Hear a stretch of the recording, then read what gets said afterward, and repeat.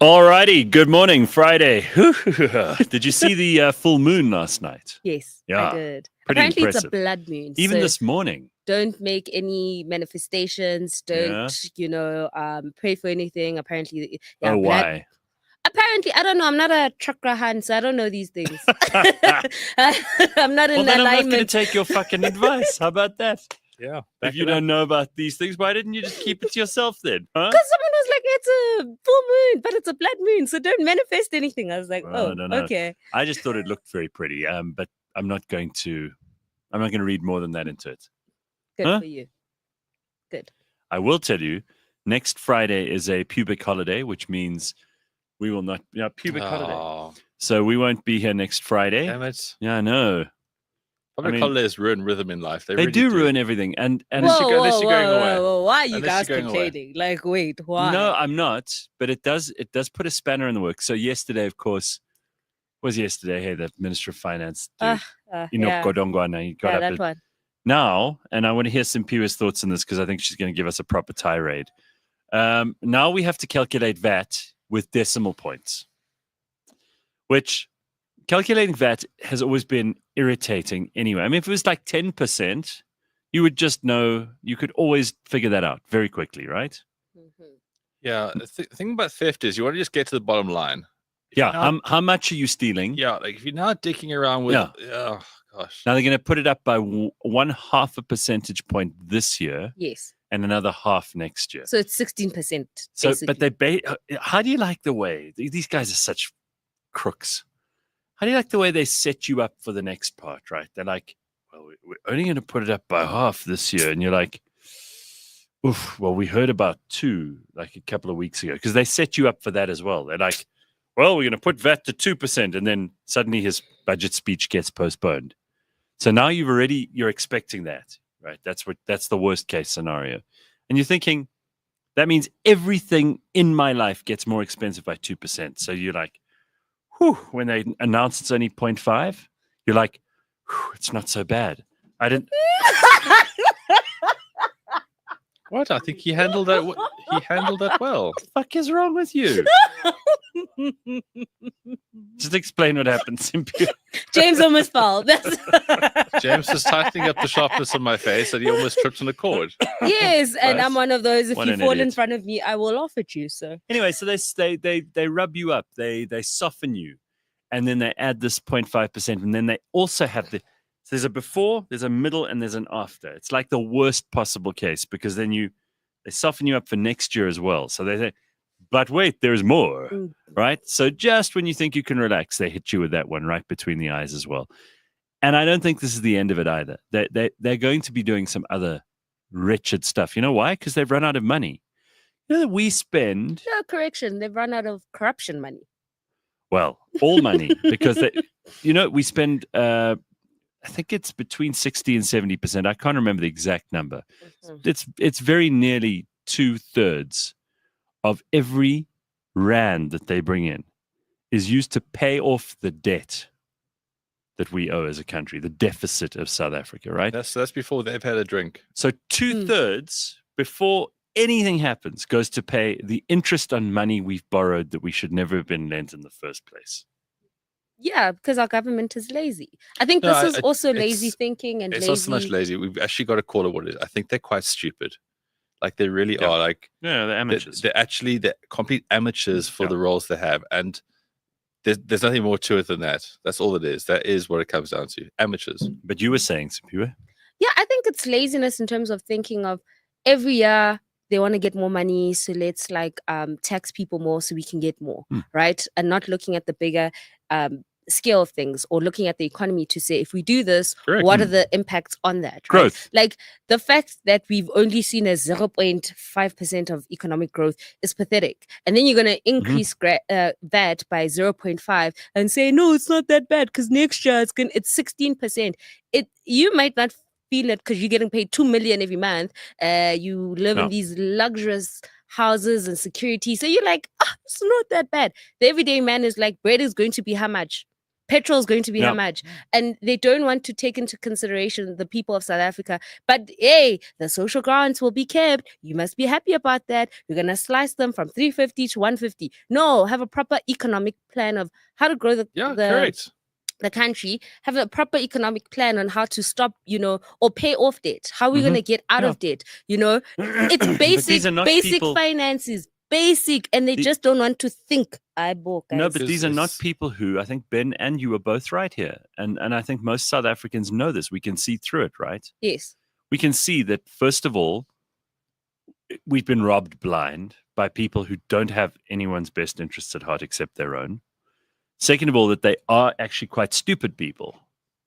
And that's why But we can't the thing get is, like, good financial And management. that's never said enough because it's mean, it's racist, they're No. stupid. No, They're very, actually very stupid. yeah. And what confirms my theory here is that then people become stupid and vote for them. So this Friday, if you know someone who's stupid, call them stupid. Yeah, and It'll be tell them- and amazing how things turn around from there. If you get called stupid 3 times in life, it's I like tell you it's what. like that horror movie where you look in the mirror and you say something 3 Guys, times and the monster appears. I mean, right? I haven't been called stupid many times in my life, but when it has happened, It really hurt you. I've had to really assess what I've done, who I am, and where I'm going as a person. And now look at me. It's 6:05 on a Friday. I'm here. I know, I'm and we do have punctual. we have better things to talk about. I mean, the whole Yes, reason we we do. Yes. But call people stupid. Call people disappointing. well, Call them people what they are. failures. So, by the way, on the issue of being honest, here's a fat guy who finally admits the real problem. He can't stop And- eating. Well, yeah, because this is it. Everybody's like, "Oh, I can't believe it! Why am I so fat? I just don't understand. I wake up in the morning and It I'm just fat. happened. Yeah, People have got to stop saying I the air can't that believe I it as well in breathe. life. Oh, You it's so believe unfair. everything. So, all right. So this guy finally admits what really, like, everybody should just admit. And there's a second part to I can't stop eating, Mhm. and he admits that part too. Okay. I'm slowly transitioning. I'm changing my life. What's been the issue? I eat more than I move. I mean, that's the general issue for fat guys. Some people want to hear a tragic story about your thyroid gland. I don't have one. I mean, I have a gland. That would be tragic. That would be highly underactive if you just didn't have one. What's So there it is. I the love truth. it. Yeah. I love it. And the truth will set you free. Like Ben says, It does. account for it. By the way, if you're the stupid one in a relationship, you're the one who keeps screwing up, admit it. The only way you'll get better is once you admit that there is a problem. So true. So these are all related things. I like it. I like the way we're starting our Friday, getting all our shit out of the way Yeah. so we can enjoy the weekend. Exactly. Just don't be stupid. Any move more than you exciting eat. plans for the weekend? Yeah, my brother turns 50 next month. Yo. No, not getting Ugh. to the stage now. My siblings are now old because I'm old.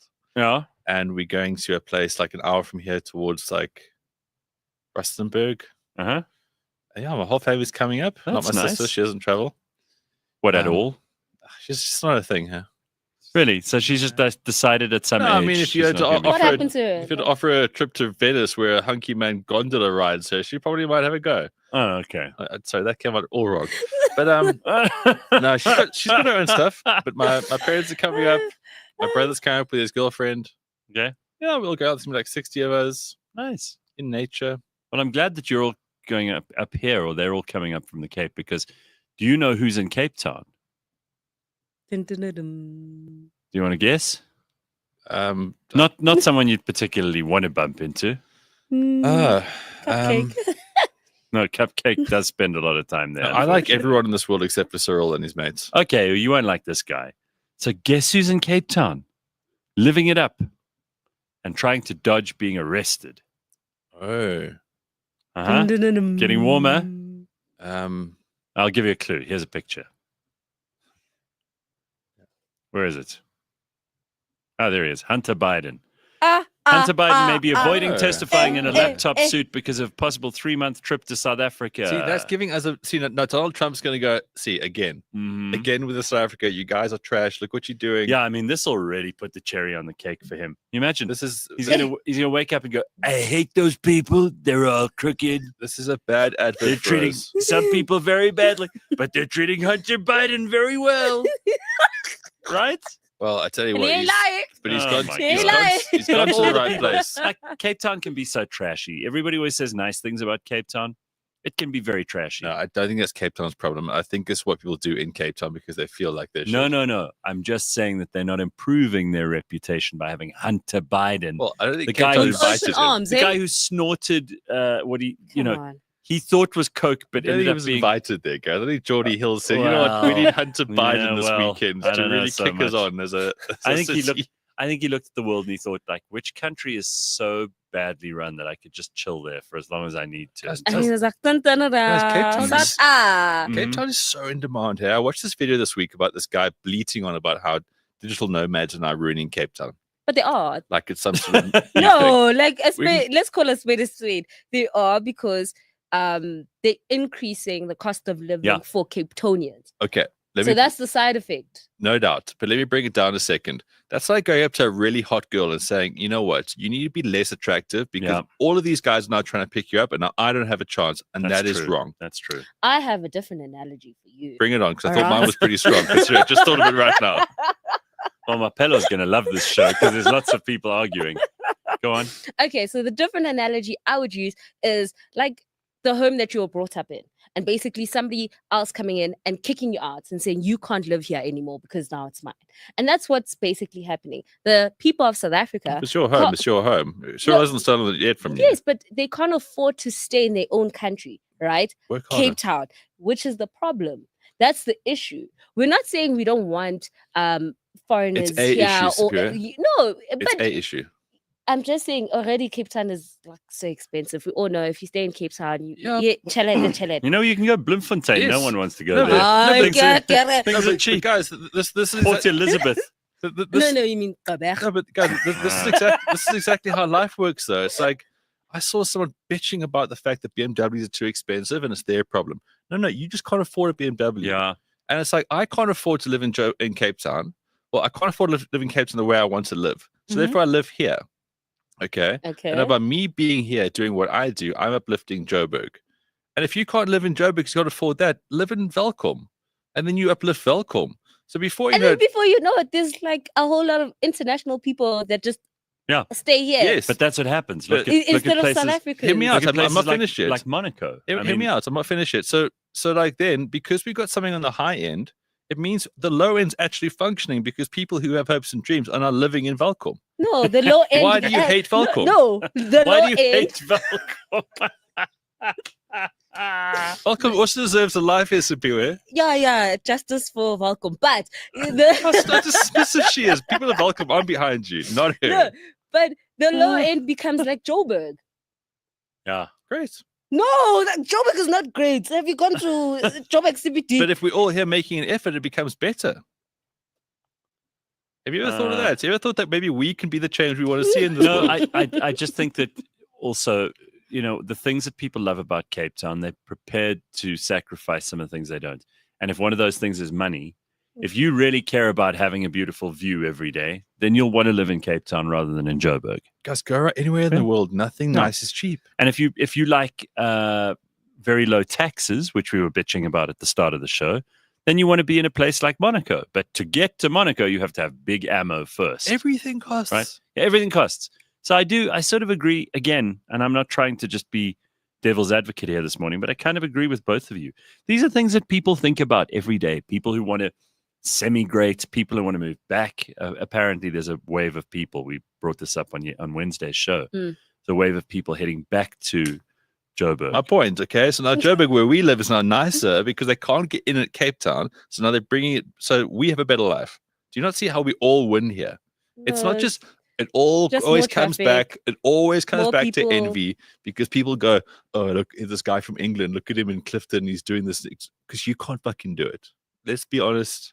Stop being Yeah. stupid. No, people get jealous. Digital nomads. Okay, if the guy's coming in there and suddenly Cape Town makes a law that You can't trade crypto.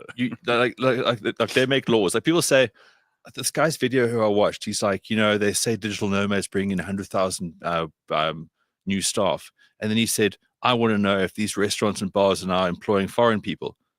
Bitch, they're not coming here to fucking wait tables. They're coming here to work on their laptops because they're getting paid in dollars by someone in Sweden to go and spend money at those places. Oh, it hurt my head for a while. People don't understand that unless most people can only think about their own pockets. So what happens is, if you live in Cape Town, things get more expensive because there are more people with foreign currency there who are spending what to them is much less money, but what to us is much more money. So people go, this is bad. It's not really. It's not bad. I totally get that point of view from them, sure. But okay, it's like this whole thing about your own pocket. Cyril and his mates only think about their own pockets, and what happens? We got to pay more VAT. Yeah. Now people are begrudging these people coming in, and again, stop envying and start winning. You can find beautiful views in Linbro Park, says Congo. There we go. No. There's a South Let's African. not lie to the people of You South can find beautiful views in Linbro Park. People just need to fucking mow and grow. Exactly. There's a Linbro certain time of day when the sun's at a certain place. See, Chris gets it. All right. Okay. Linbro Park. That's great. Imagine you listened to the show this morning from Velcom. I know. You must be so pissed off. But then I don't think Velcom discovered the internet yet. No, the Zamazamas, they have it. Really? The Zamazamas. I think they are the internet providers. All right. Here's something fun. Imagine out of all the people in the world to choose as your therapist, you get this guy. And I want to give you a bit of warning here. Okay. This appeared on my feed yesterday, and I actually shat myself. When you go again, when you see your phone, you go, oh, you take a big deep breath, and you're like, what the hell is that? Mostly the thing that you send me on my Instagram, I do. So that. This is very disturbing. Okay. Because this guy has a job helping people repair their relationships. Ooh. But I'm absolutely flabbergasted by what he looks like and what he's wearing and the fact that he's the guy that people are going to solve their relationship problems. Just, you'll see what I mean. Look here. Okay. If your relationship is in crisis, who you pick to get counseling from can make or break your relationship. It's the single most important decision you'll ever make for your relationship and for your family. I'm going to show you how to pick the right one. By the way, I'm Fred. I'm a licensed marriage family therapist. For 50 years, I've helped over 10,000 clients to save and fix their relationship, often without their partner's cooperation. If you're facing a breakup, follow for daily tips. DM me on Instagram with your questions and click the link in my bio to get a free consult with me. Here I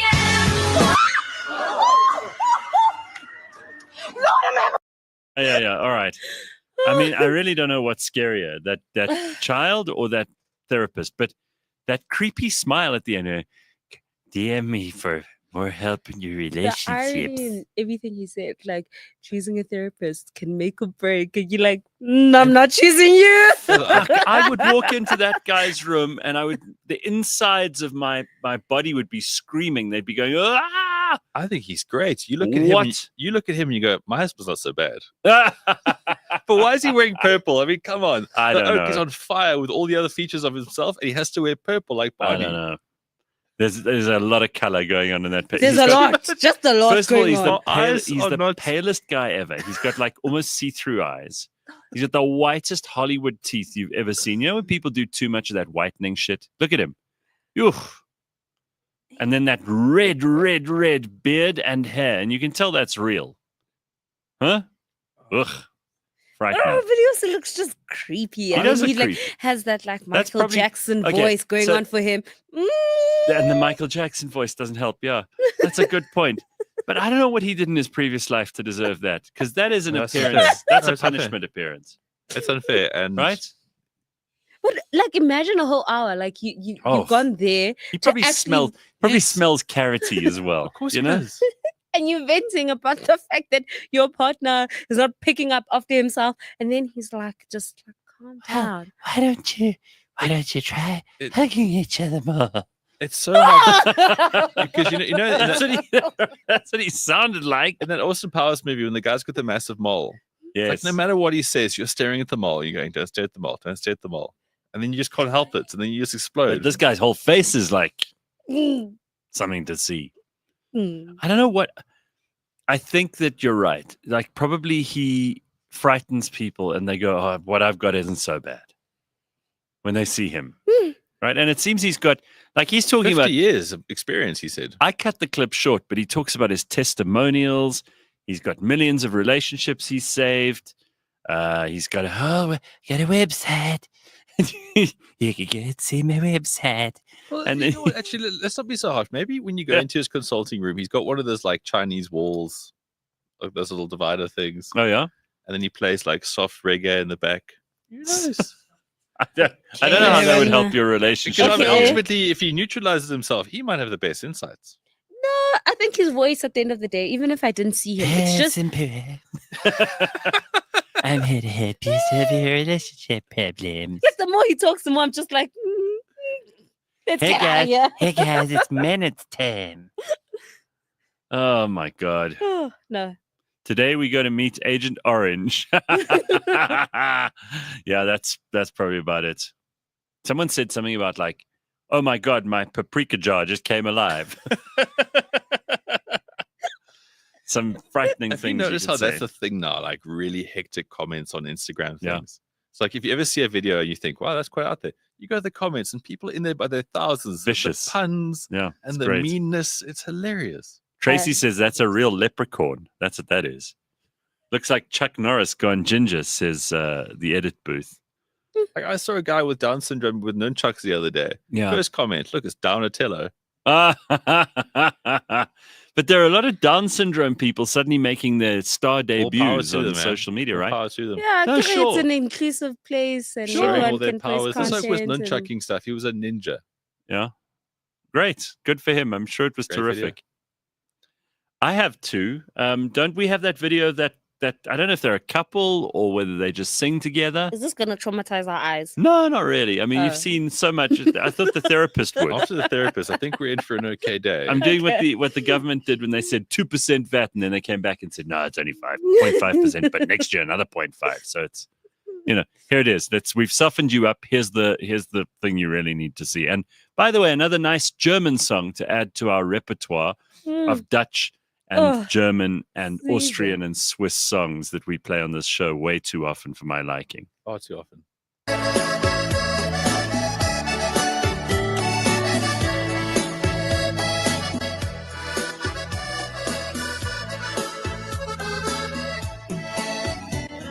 Zonder het te weten, droomde ik van jou. Zonder het te weten, was ik heel de nacht bij jou. Nooit zal ik die nacht meer vergeten. Niemand die dit moois openbaar.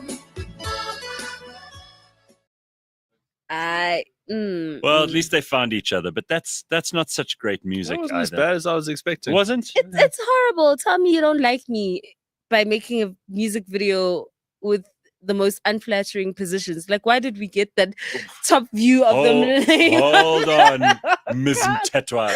Just hold on, because I don't know that there is a flattering angle that you can have for that Correct. funny necklace Correct. dude. Please And tell us where that camera was meant to go in this world. okay, well, I've even got more for you. Oh, because you no. deserve so Okay. much more. So here's a priest. Oh, Yeah, I know. He's doing God's work, right? hallelujah. But he hasn't got arms. He's got little T-Rex arms, and then he has to do the communion. So it's always a Catholic Oh, take priest, my but strong hand. he has to use my strong hand, but they're little hands. They're little, they come straight out of the shoulders. Have a look, like a thalidomide baby.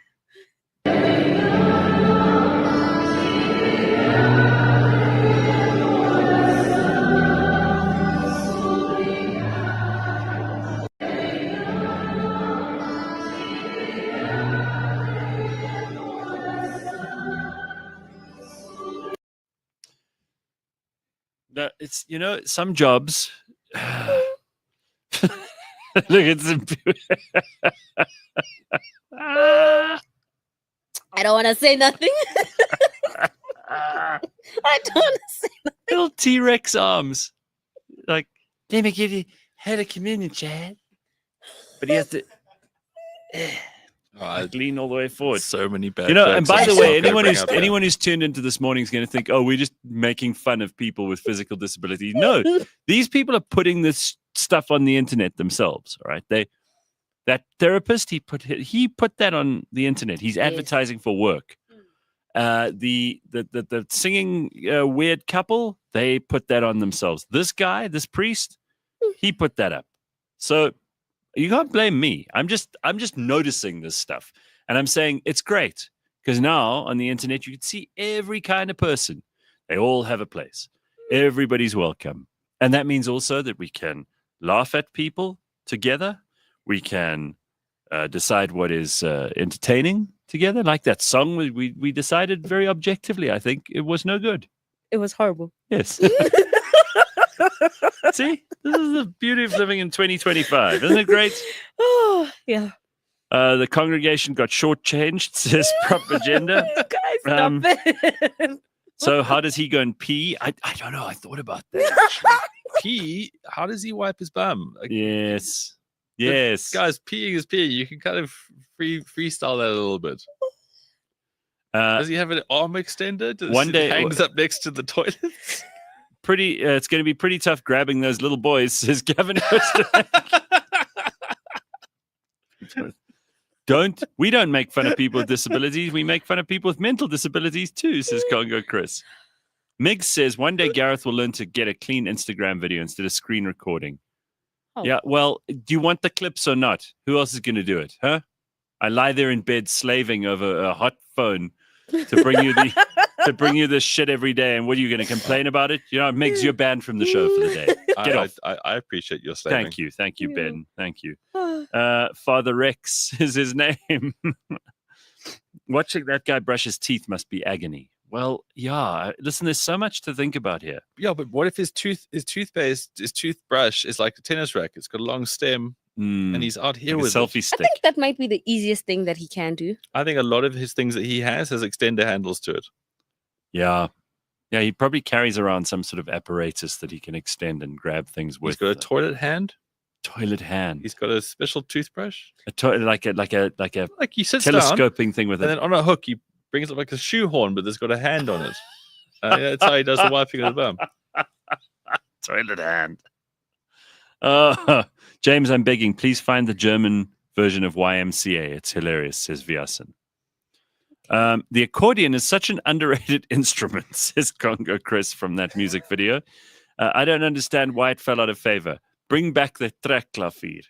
But they had like an electric accordion. Yeah. Like there was stuff going on. But it was also there. a much smaller version because he's a smaller person. Like he also had a smaller horse. Yeah, he Did you wasn't notice that the small smaller though, horse? hey?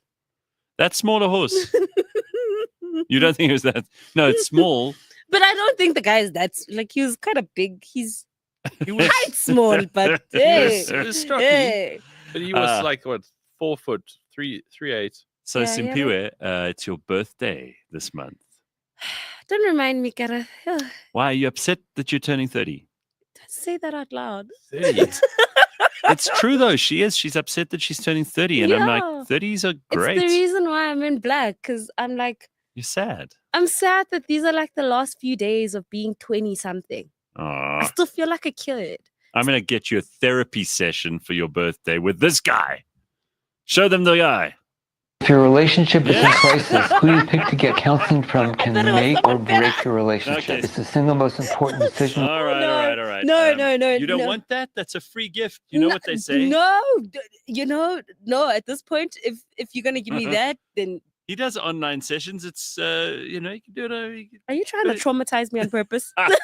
He can talk you into why your 30s are not so bad and you should be embracing this. Simpiwe, now that you are 9 trillion seconds, 467 billion old, Don't remind me. I don't want to like talk like you guys about like back pains and waking up and it's not gonna feeling happen. okay. That's like, all avoidable. you know, like I just want to stay young forever, but it's okay. Lift weights and don't be around stupid people. That's it. That's always good, but it's hard to. It's I used, hard I to used do to have this. dumb friends and I was lazy, and life was hard. Now look at me, happy, Single. strong. Did Love you it have for you. really dumb friends? Oh for a yeah, while? I had like a job once, so I had to be in an office every single day and a certain thing. But and those then- were not your friends. No, but I mean proximity and time. And then before you know it, you hang out. a Ben bit, and- basically just said the people he worked with were dumb. Yeah, he's, I didn't say yeah, that. you did. Yes, you did. You did. You did. You actually did. Ben. How to in win Ben's friends words. and influence people? The Ben Karpinski method. You lose them all. I think you guys are jumping to the wrong conclusion here because also there was a time frame on that. I had Your a job words. a long, long time ago when I was much younger. Yes, yours. That means if you feel that the people you were surrounded by at the time were dumb and stupid, and you're saying you had a job, Mhm. it means that Yep. your colleagues Yes. were the dumb Well, and so stupid. We're ones. drawing If you keep rubbing it in like this, then yeah, maybe. now, anyone who worked with Ben in the last 10 years is like, Eh, sure. Chip, you're dumb and stupid. No, not Yeah. the last 10 years. The last 10 years of my life that should be very enlightening. okay. Before that, yeah, I was in that. Okay. Um, All right, Ben. there's a lot to get to this morning. I don't want us to rush through it. We also got a friend of Ben's who's going to pop Oh, no. in the last Wait, hour this he's morning. not dumb and No, stupid. he's not. No, he's not. Far Well, from it. well, we'll see. And he's involved in fitness. He's a sports conditioning specialist. Ooh. So he's going to come in and we're going to meet him and he's going to tell us Nice. all about hundreds of thousands of people he's helped across the globe. Oh, no. And I think Yeah, he it literally started, he has changed lives. it started during COVID, right? No, he's been doing it for quite a while. Like he's worked with high profile sports people, but then COVID, he really just kicked on with making it more accessible, finding more ways to get everyday fatties out of the bed. You know, like he did a lot, and he's Mm. found a way that he can just become something for everyone, basically, Okay. which I is like very that. admirable. Because Right. he's actually a nice person. So I'm going with that. Yeah. He's Jono, actually Jono. he cares, and Yeah, he's he has been trying to show that he does have a nice side after he's just told us everyone he worked with is dumb and stupid and fat and useless. All right. not So gonna this shock is- you. This is bad news for anybody who doesn't like reality and escapes from that by eating weed brownies or other edibles. Apparently, the government has banned them here in South Africa. No. Yeah. The National Department of Health, same people who are bringing you NHI, because, you know, we run state hospitals so well that we now want some of your medical aid money. Those guys, they're the ones who have banned the import, manufacture, and sale of all foods containing cannabis or its derivatives, despite recent legal shifts decriminalizing private cannabis use. This move contradicts the government's earlier push to develop a cannabis industry and has drawn criticism from businesses and legal experts. While private cultivation and consumption are allowed under the Cannabis for Private Purposes Act, commercial trade remains heavily restricted, creating legal uncertainties. So basically, they want to have their cake and eat it. They want to be able to look like they're progressive and they're allowing people to smoke weed whenever they want to, but they also want to control all of it. And they don't want you to have too much fun. And they don't want you to have too much weed. And I don't know how I feel about this, frankly. I've never been massively pro weed, but at the same time, I thought we were moving in a direction. I wonder what's happened Give here. people the choice. I mean, look, that stuff's rubbish for you, but give people the choice. Yeah, let them It'll all work decide. out. Let them decide. The fact that is, again, stupid people. Yeah, and they must have choices, but weed is not the worst. I don't know. In a universe of bad choices, like weed isn't for people whose lives are really terrible. I'd rather have them doing weed than tick or something much more Yeah, sure. dangerous. It's just like a no-win situation. Right? Look, again, I don't think it's about the weed. It's about the lack of principles and execution from stupid government. Just be consistent. Okay. Like, what are you going to do? You're going to create an industry? Cool, create an industry. Yeah. But now they're changing their now mind, it's- backpedaling. Because they have no principles and they have no brains. What do you say, Sims? On behalf of people that actually like eat edibles and all of that, and yeah, like just let people be happy. I've seen how people like, oh, I get anxious, so I take this, and Yeah. like and they really are the least problematic people on earth. There I I've agree. not seen someone commit a crime because they're high on weed. Yeah. Honestly, Like they don't even know where they are most of the time. That's actually a different way of looking at it. If we can stunt crime through bad choices like weed, I'm all in. Yeah. That's a great. Prom. idea. The only thing they do is just eat afterwards. They get the munchies and then Fart crom with weed. Yeah. And That have the could be munchies afterwards. Yeah, that's what I was thinking earlier, because it's not the kind of drug that's going to motivate people with bad intentions to do the things. What it's going to do is remove any motivation to They do become this. so relaxed and yeah. chilled, and Yeah. then they just like want food. So, on behalf of those guys, But are they- I'm quite upset. But do they then have the ability to then steal that food? Does it- No, 'cause No, they can't, They don't. can't move fast. They're too hungry to like Great. want to go steal a packet of chips. They just like, can I get food? And then they make a plan. But they don't actually commit crime. So on behalf of those people, Yeah.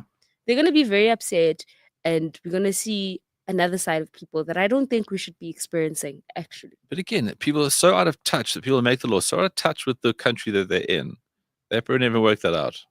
They've never actually spoken to It's someone because who's these leaders of ours, they're doing hardcore stuff, allegedly. They're doing far worse than weed. And so they don't care about that. I don't know. I mean, if you ask me, when Cyril's always surprised by everything, and kind of like a weird pot smoker. You're like, oh my god, what Jobbik is such a mess. Where's my iPad? I can't he's like, believe he's just woken up from like a really bad hangover or a weed problem. I don't know. I don't even know if he smokes or drinks. Anyway, Ben, we have to talk about this because I think this is possibly the worst gym I've ever seen. Ooh. And I want you to see it. I think it might be somewhere in Randburg, but I'm just guessing. Randburg. Well, yeah, I mean, it's just, probably tell the country in the first 3 seconds. let's go. Let's Let's go. have a look here. This is the worst gym I've seen. When you get to the top, you can do anything. Come on, ladies! Yeah. It's not good. Come on, boys!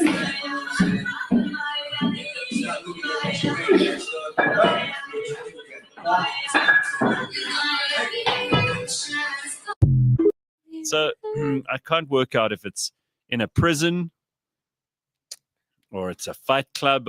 They're all doing different things. Yeah, that's someone who converted a garage into like, hey, I can charge $10 a month for this. Yeah, but he's got everyone doing a different thing, and it Come looks. on, I mean, it looks like they've got some equipment. Well, the thing is, like, when you only have equipment for 4, that's why 7 of them were star jumping, Yeah. sort of. Yeah, and then yeah. one person just had Yeah. something while and, star and- jumping. and random loose weights that are lying around. But they're moving. Yeah, they're doing something. Yeah. So it's not the worst, but I don't know if you're paying your gym over 250 rand a month and it looks like that, you probably should getting stop taken. those debit orders. East Rand, yeah, leave the East Rand out of this, please. Oh, did you say East Rand? No, I No, see you the did. comments. I know not to say East Rand in this That's- couch. You can Well, sit there so in your you- ivory tower. What do you have to say about that? Defend your hometown. Go on. I know you guys look down on the East Rand, but we don't do such things, I okay? do no such We- thing here. Don't do such things. We actually have class, and we hold ourselves in a very high regard. And the one thing we know how to do for sure is fight. Yeah, not true. not gym like that. Thanks for bringing it back, Superior. Come on, so You guys treat Yeah. us with respect, okay? We know how to fight. no, but no, come on. You guys got truckers from Brakpan, so please. Ooh, by the Because they're way, not from Brakpan. where is he from? Pretoria. Brits. Like the Brits area Oh, out there. yeah, Pretoria. So Related Alright. to Brits, yeah. Brakpan. Mm. I'm watching an awesome show. You know how we like to share when we find a really great show? Cool. It is in German and Latin, though. So you might not be so keen on that. Lots of subtitles. But there's you can reading. get subtitles. You are so niche, huh? No, I'll tell you why I love it, because it's so it's called Barbaren, right? And Right. it was produced by a German film company. And there's a whole lot of actors you'll never have seen in your life before. There's absolutely no one in the cast you'll recognize, but they Okay. all cast perfectly.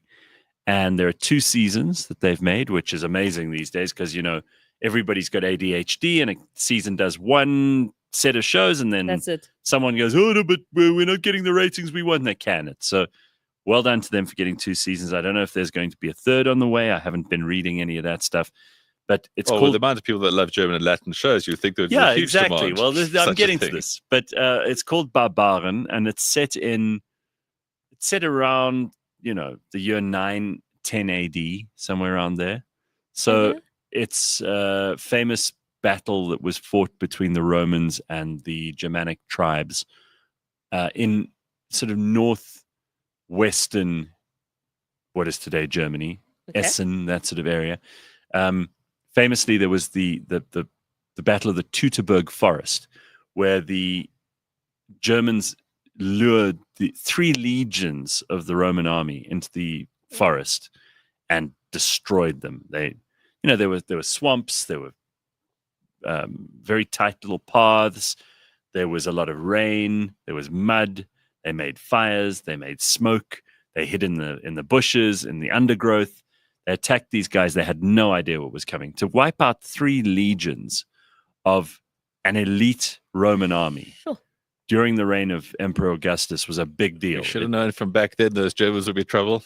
Yeah, I'm telling you. And what's amazing is that the Germans speak a fair amount of modern German. There's a little bit of, and they've gone to a lot of trouble to make sure that everything is as historically accurate as possible. They spent a lot of money on costumes and set. And they obviously had language coaches there, because these guys speak for the first time ever what is probably the closest you'll get to how Latin would have sounded at the time of Jesus. Wow. So it's an amazing thing, because I found myself, when you're watching with subtitles, you always kind of read the subtitles, but you don't want to miss what's going on. Yes. Keeps you very engaged, Yes. right? So in a way, it's almost better for someone like me, because I'll just, the minute I can hear something and I'm watching it, I just pick up my phone and start doing something else as well, and then you're not concentrating. An amazing, amazing show. Great action. There's all the blood and guts and gore and fighting, if that's what you're into, which is good, because I think that's probably how it was in those days. There we go. That's She's attractive. Tusnelda in the front there. Tusnelda is a German, I suppose, the chief's wife. But she's a hell of a character. Yeah, she looks hardcore. Oh, yeah, eh? no, she's fantastic. Back in the day, she And looked a then, lot more like the woman from the accordion music video, though. Behind her is her husband, who's Arminius, who was raised in Rome. Because what they used to do, it's a fascinating thing. In order to pacify the tribes, the Romans would take a son of every chief hostage and take them to Rome. And then they would raise them as Romans. And then they'd let them go back eventually to their families in Germania, and they would then be Roman. So they'd want to civilize their own tribe. So when they took over as the next chief, they'd kind of be Roman. And this guy, Arminius, is the one who eventually turned the Germans against the Romans, and he showed them how the Romans fought, because he'd been in the army, how they would maneuver, what kinds of things you could do to cause disarray in the ranks, separate them from each other. It's an amazing, amazing story. So that's the first season, Battle of the Teutoburg Forest. But you can see, look at the detail they've gone to here. Looks absolutely It's phenomenal. spectacular. Yeah, I'm all in. Very man. well put together. Where does one find such a show? I just downloaded it illegally, but what you're going to do? Where do you get it on the legal you got it platforms, from Gareth? HB Bro. I'm pretty sure that there's a way. I'm not sure which. See if you can find out, guys. But what a great show. It is Netflix. That's quite right. So most people would be fine with that. Okay.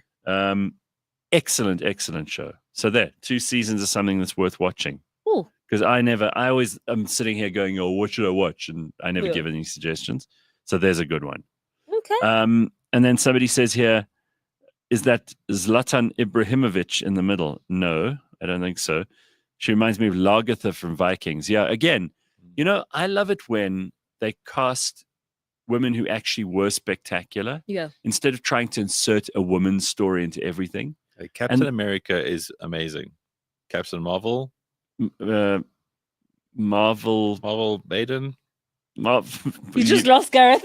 What? What are you talking about? Study up for female superheroes. Oh no, come on. you literally just lost it. I lost myself halfway through there. The Anglos, the Vikings, and the Romans couldn't defeat the mighty Scots, says Gray. Oh, please. When did the Scots, besides, you won once at Bannockburn. Every other battle you lost, you Scots.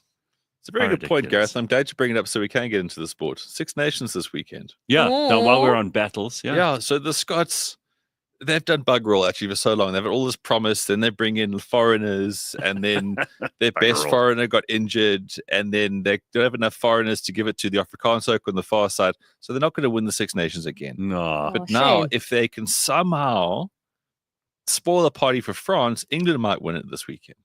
Yeah, So- but why would the Scots do anything to help the English? I know, what a conundrum. So I know. basically, France hammered Ireland last week, hammered them to the point where Ireland are now third best in the world. If they had just lost by 2 more points, they would be fourth best. So you know what, Ireland, you're getting exactly what you're worth. They injured Anton Dupont, just like they try to injure Malcolm Marx. So they'll take on Italy, will the Irish. If they beat them by 700 points, they still can't win the Six Nations because they need to rely on both England and France slipping up. So Wales versus England, they'll be quarter to 7. And then France versus Scotland, that's the big one. Yeah. All goes to plan. France just have to beat Scotland at 10 o'clock on Saturday night. And they Okay. get the Six Nations. Right. Excellent. Which is the World Cup for Northern Hemisphere people. Right. Locally in football, big weekend because there's like a 2-horse race. There's the Sundowns and then you get the Pirates. But it's always Sundowns and Pirates because they're just good. They're very, very Yeah. good. So Sundowns is run properly. it's good. They've got the player depth, the squad depth. I know this sounds like an Arsenal thing to say, but it's tough. Football is very tough. You stretch all your players. And for some reason, Sundowns just get it right because they've got the big squads. And they just know what they're doing. They've been doing it for like 4 or 5 years now at the highest level. As good as Pirates are, they've had some injury issues. They can't maintain the intensity. And then they also slip up against like average teams. Yeah. Like they basically are Arsenal. So the big one though, Orlando Pirates versus Sundowns, Sunday, 3:30. Okay. It's so big that they're moving it to FNB Stadium. Ooh. So they get a sellout crowd. The demand for the game is so That's huge. excellent. Wow. And basically, if Sundowns win this, then let's be honest, they've won the league. I know it's only March, but it is. They've got this huge gap of points. So, Pirates have got 4 games in hand. So even with those 12 points, they're still behind Sundowns if they were to win them all. But if they take another, Sundowns hammered them 4-1 last time they played. That happens again. Spirits are broken. But I know what you're saying. Sure. But where are Accrington Stanley in this? Please, where the Oh, boys? Where there the we go. boys at? Well, guys, I knew they had to come up somewhere. Come on, now James, you have why my is James attention. looking so depressed when we talk about football? I'll get to that in a second because his, like the big teams play Champions League. James's team's not playing Champions League because they lost this week. So they're out. Huh? So like really big teams like Arsenal, Aston Villa, Real Madrid, Barcelona. Right. Those Where's are the, Liverpool in the mix? those are the big They're names. all into the quarterfinals of the Champions League. Liverpool, out. no, they play for that overhyped English Premier League now. They're in the Ah. James. What is the Carabao Cup? Is that you guys hold on to that? Oh gosh, What's it called?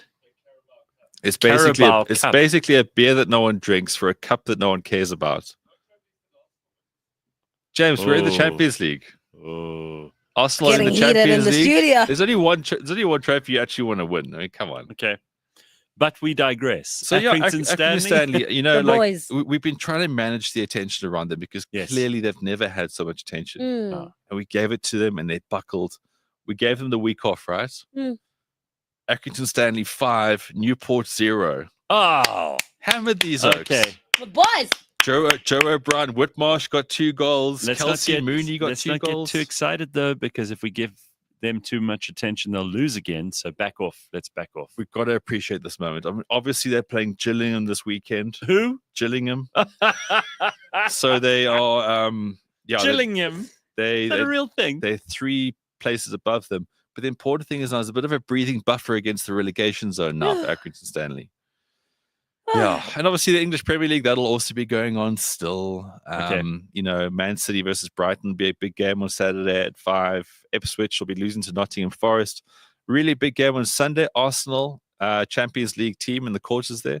They are taking on Chelsea, who are playing the Conference Europa meetup, I think. That also sounds horrible. Yeah, so that'll be 3:30. It's a big top of the table clash. Well, I say top 4, and then Yeah, English Premier League, cool. Liverpool's going to win that one. Wow. Champions League's where it's at. Champions League's where it's at. It's also a huge weekend because we got the Formula One back. Ooh. I know, how exciting is that? In Australia. So that's basically a little section of Melbourne, which they just cordon off for one weekend, and they're right around a park. It's so cool. Like if you're in Melbourne, you can go and drive whatever car you have in the exact place that they drive. Oh. So it's a street circuit that's next to a pond. It's beautiful. It really is beautiful. But yeah, Formula One, it starts. We'll know after this weekend what's Lewis going to be like in red. He's driving for Mercedes now, isn't he? No, Oh. of course, very far wrong. Oh. I'm so glad you listened to me. It really makes me feel so good. Lewis Hamilton is a Ferrari driver. That's why I said in red.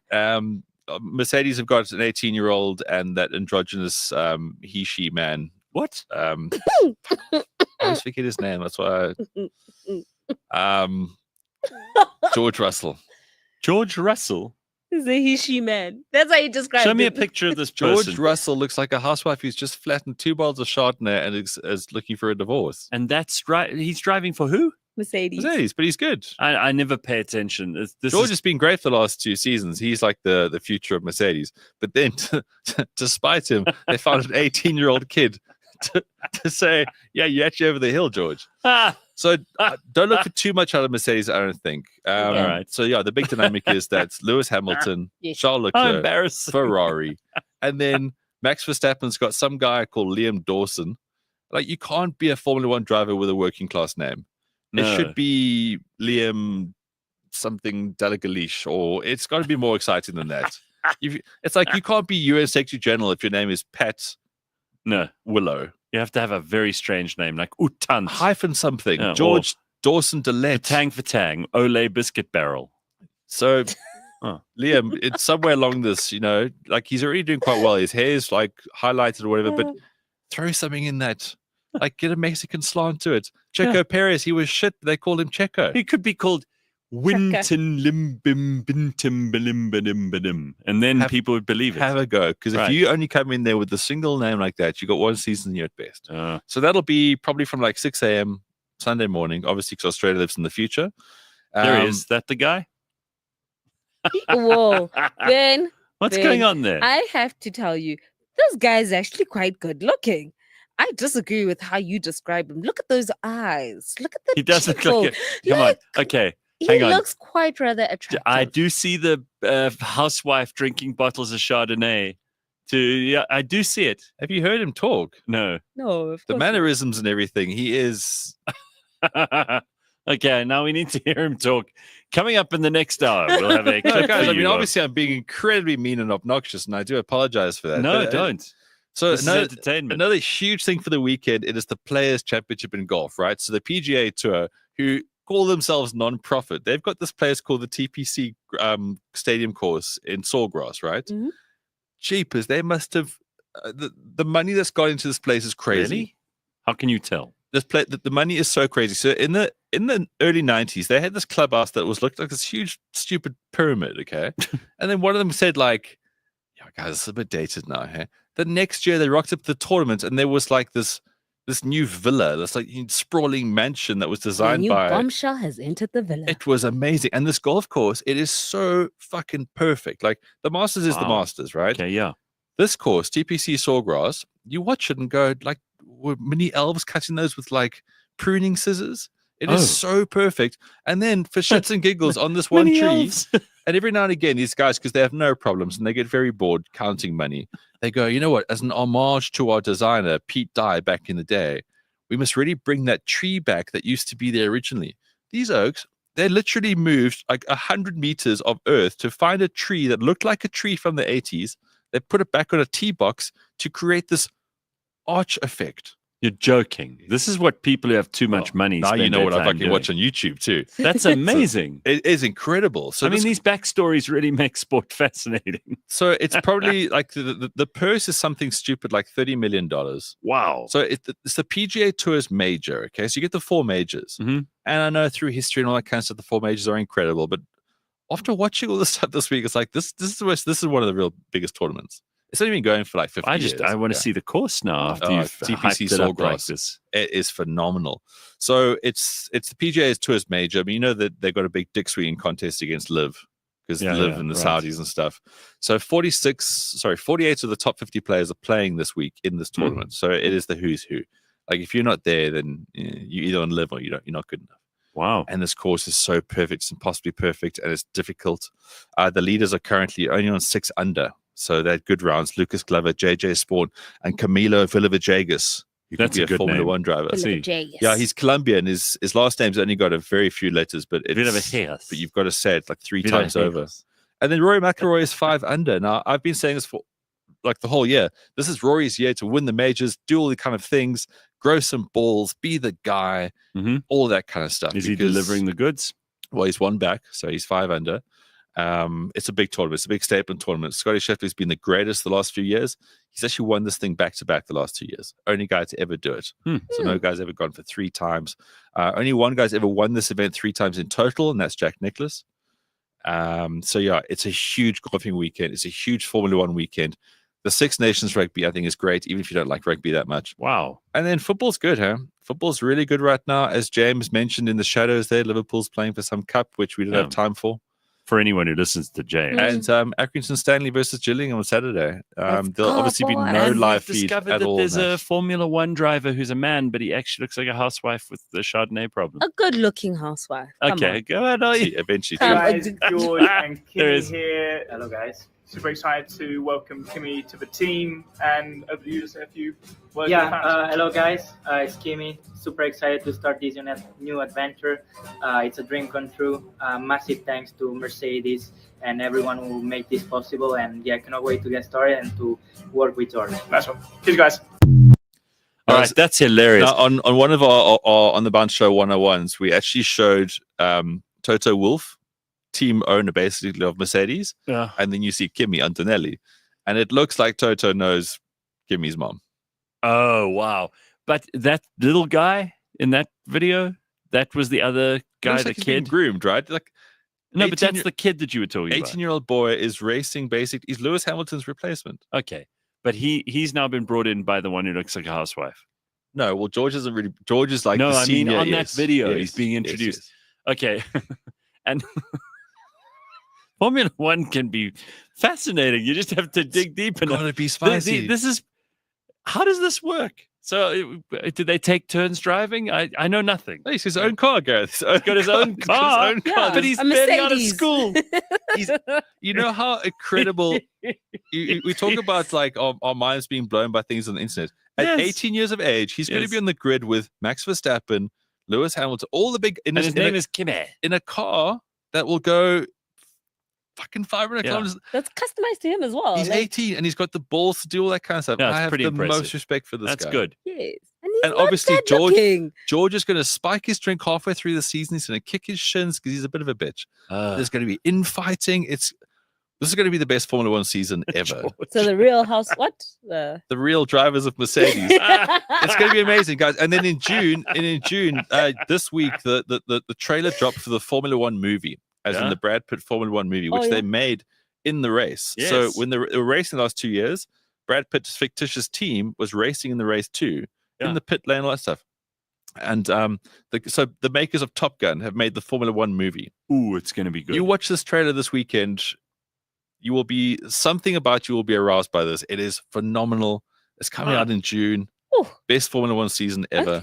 Okay, well then, This you is know great what? This may marketing for it. This like, may sure. finally be the thing. Guys, that's you know, getting I don't, into you know I don't Formula care One. about anything other than rugby, MMA, and golf, but these things really do grab you by your sporting Most tender loins. parts. Make Sundays exciting again. That's what Formula One's going to do. All those kids that great. couldn't throw a ball in school, Formula One's your go-to. Lee says, Gareth, watch Drive to Survive. You'll get all the drama of Formula One. So good. So that's in season 7 now, and the ratings are plummeting hard. So Formula One needs the Formula One movie. But that's another thing, we spoke about this week on the show, is that the access to Formula One is so good now that you expect everything. You expect, you think you know these drivers so well that Formula Drive to Survive is not enough anymore. Well, It's like not old George. I don't think he's got a lot going on. People now expect everything. They want to be in their houses. They want to be on dates with these people. This movie has Slippery them- Pickle says, to be fair, Swedes start competitive racing around 5 years old. Oh, And okay. Finns. Well, we figured out today this week on the show that Arsenal and other teams are scouting 6-year-olds. Yeah, that's Wow. That's If how you- serious they take If you want to make it in European football and your kid's not getting noticed at the age of 6, send him to the mines. It's too Congo late. Chris says George Russell looks like she owns a Maltese poodle and got retrenched from her life orientation job. Oh man, Steve Buscemi like goiter for sure, says Raven. Meanwhile, in the location, kids are kicking an empty bottle for sport. Yeah, and this guy's being paid how much to race around? Come on, you can't hate. It's like, what's to do Talent with is this? talent. No, Come I'm on just. now. I mean, I'm asking. What does he earn? That kid who's like Well, I'm not sure. They probably got him hundreds on of millions. They of probably got dollars. him on a couple of bottles of Fanta and Oh, and some rolled up sweets because you never know. Like they get them in. Toto's smart, and as I said, Toto's probably actually birthed this child through one of his rampant nights of too much beer. And guys, I don't know. This is just me saying I don't have the stats for you. Let me see those two again, just to wrap up this hour. Look, Kimi Antonelli will be Bizarre. making probably about $7 million. Hey guys, if George and Kimmy here. Hello, guys. Super excited to welcome Kimmy to the team, and over to you to say a few words. Yeah, to the fans. hello guys, it's Kimmy. Super excited to start this new adventure. It's a dream come true. Massive thanks to Mercedes and everyone who made this possible. And yeah, cannot wait to get started and to work with George. Nice one. Cheers, guys. as well. Yeah, I want to see what Toto. This is the housewife. I want to see what Toto Wolf looks like. Or because then if you can find a picture with Toto and Kimmy, that would and be then a good if you idea. can go back to where Toto was 18 years ago, and then Yeah. Make a comparison. We need an investigative journalist. I reckon after like What's Karen Morn doing with after like the Monza GP, Monza? Toto was like lung-arming some Italian tunny, and then Okay, but what is funny is it doesn't look like George really wanted to record that video anyway. I was No, about to George's say, gonna- like, George's gonna hate watching this it oak. the second time, Mm. it seems like they had like a mom, right there behind the scenes on some smile. Uh-huh. And then the lines, A theatre mom, a Yes, stage mom, like- yeah. Mercedes, thank Mercedes, Uh-huh. thank Mercedes. Uh. Okay, there we go, got it. And they He's probably probably did it 10 probably the- times. but that guy's and he's Ooh. father-son. Wow. Okay, yeah. He's a bit weather beaten, that chap on the Well, right. huh? Toto, I mean, Huh. he's had Mercedes the last couple of years. They've given him no joy. That's why he's got his kid, and he's like, well, at least I might as well make it a family affair. But I mean, that's okay. Look, the curly hair is going to be from the Italian mom. Yes. Go back in his sort of history. I think Fair that's enough. a fair call. Yeah. Ben, you may have pointed out something everyone else has missed. Guys, you know, I always find the story in the story. Yeah, good. This is why we keep you. And this is why I think it's going to be such an emotional podium moment. Toto's going to cry when little Kimmy gets on there. Yeah. And the Mate. mom's nowhere in the picture. She's probably been palmed off with a yacht or something, but it'll be such an emotional moment. And then Drive to Survive season 8, the bombshell is he reveals the DNA test. Mm. You heard it here Phyllis first. May. There you See have this? it. All this Latin I've been watching, this show I'm watching. I know how to say that in Latin now. Me fili, my son. Guys, it's all happening. Look at the ratings for Drive to Survive. They are plummeting steadily. Season 8, Kimmy is my son. And then I'm your just father. suddenly, and the movie at the same time, it's Season all 8 is worked going to be an out. absolute. It's Okay. going to be amazing. Netflix is going to be The so real chuffed with drivers this. of All right. F1. We got to take a break. It is just after 7 o'clock Friday morning. It's the 14th of March. Tomorrow is the Ides of March. We'll have to talk about Ooh. that in a second. If that means nothing to you, Yes. pick up a history book, you embarrassment. Ides of March. Yeah, Ides of March tomorrow. But there's lots of other stuff to talk about too. And we'll be joined by our guest, Johno Meintjes. We're going to speak about all kinds of things related to sport and fitness and all the stuff that you need to know on your Friday as you head into the weekend. Don't go anywhere.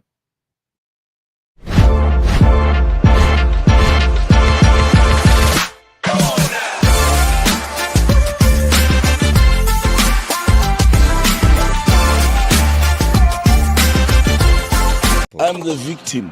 Yeah. Of potholes. I drive sports cars. You can't fix potholes when they are wet. You cannot work on a road surface that is wet. The biggest problem with people complaining at this particular time. It happens every year. From December up until February, there's heavy rains that are happening. Yes. Now, water is the biggest enemy of asphalt. What you would call tar. Yes, it washes So the roads that is away. why you would find a lot of potholes during this time. And unfortunately, you can't fix potholes when they are wet. You cannot work on a road surface that is wet.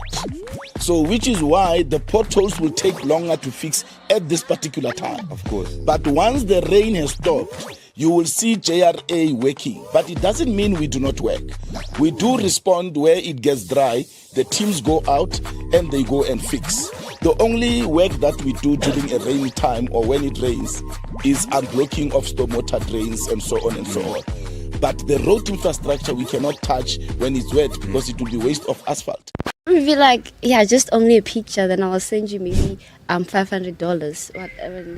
There are fetishes that people have. Toes, they are toe only fans people. Like OnlyFans woman just shoots her toes and people buy the They toe get paid, ne? They get paid for toes. Have you found men like wanting to pay to see your breasts or sexually for your Yeah, I breasts? get Or that a fetishes lot. like that? What Uh, happened? No, I just only got a DM on TikTok. Yeah. No, I have like, I think 1,000 messages on TikTok. Sure. Yeah. For Then, guys saying, yeah, please, send me your boobs for $800. So like, baby, look. $800. That's like Yo. 16,000 rand, 15,000 rand. Eh? Is it 50,000? Gee whiz, and you got 1,000 of those. And Sister Bettina's Yeah. looking at you right now like, hey, I want gigantic. where's my grandmother to sweep these things? We've commodified women's bodies. So, like, even something that for you is a medical condition. Like, how crazy is that? People are so It's crazy. a medical condition, and people are like, I'll pay to see that. Like, who's gonna be like, There's yo, you got a huge OnlyFans growth on your women back? fall pregnant. I'm not saying they fall pregnant to do this, but the pregnant women go and do OnlyFans while they're pregnant because there's guys who want to see a pregnant woman doing certain things to.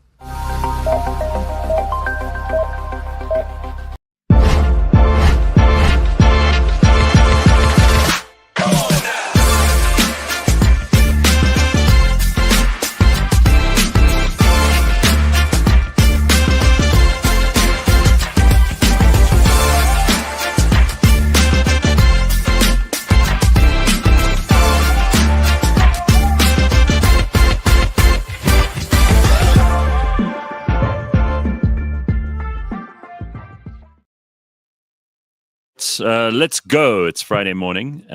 Tomorrow is the 15th of March, Yay. the Ides of March. Exactly, like you were saying, it's the Ides of March. Which is, I mean, it actually wasn't made famous because of Caesar's assassination, though it happened on that day. It's made famous by William Shakespeare, who inserted the line, "Beware the Ides of March," by a soothsayer to Julius Caesar as he was heading to the Senate. I saw a really great cartoon the other day, and Julius is getting stabbed by everybody. And Yeah. he's like, "Oh, so now we're stabbing." Well, He was so surprised. He's like, "Oh, we're stabbing bought a now." friend of mine a pencil holder that is like Julius Caesar, the Yeah. bust of Julius Caesar, but it's got all the spaces for the pencils Oh, in the brilliant. back. So you can put them all in the back. That must Very have been good. a shock for him. Hey, you get to work one Yeah. day, suddenly everyone's just stabbing Traumatic. you. Yeah. Kind of, and sic semper tyrannis, thus always with tyrants. So every time you think of a politician, just imagine them getting stabbed. I'm not going to advocate violence on this show. Every time you think of a horrible politician, which is too often in this country, then just imagine that situation and think in your head, sic semper tyrannis. Is that also where the saying comes, the knives are out for him? Yeah, pretty much. There were 60 people who stabbed him. Sure. That's a big But conspiracy. it's almost a team builder at this stage. It's a team builder, yeah. It's like, That's guys, right. I know we haven't Yeah. gone down the Nile for a Yeah. while. Exactly. Budget's tight. We're all going to stab the soak today. We've all got our names on our little Yeah. things here. Right. Get your knife from Agnes. There we are. Agnes. There's a woman handing out knives. Handing out knives. Anybody got a knife? It's got like the company logo on it. The Senate. Yeah, there we go. All right, so let's get to meet our guest for this morning. And Simpiwe has stepped out, if you're wondering. She didn't go poof and disappear into She actually did. She kind of did disappear in a bit of a hurry. But this morning we are joined by Johno Meintjes, who is a sports conditioning specialist, an experienced fitness leader and qualified sports conditioning. Qualified, specialist with an impressive. I'm just checking this out. Track record of working with elite sports teams and athletes. All right, so Ben told me about you, and we've met before at a wedding of a mutual friend. But I mean, this is really cool. You are now at the center of an entire fitness ecosystem. Mm-hmm. You had like huge groups of people who you have helped all across the world. Yep. Because you've become this huge brand yourself, and you've created this brand from what you guys were doing. I said to Ben, did it start in COVID? And he said, no, it was long before that. Yeah, look, it actually, funny enough, I came up with the concept when I was still with SA Rugby. And my wife had just had her second baby. Huh?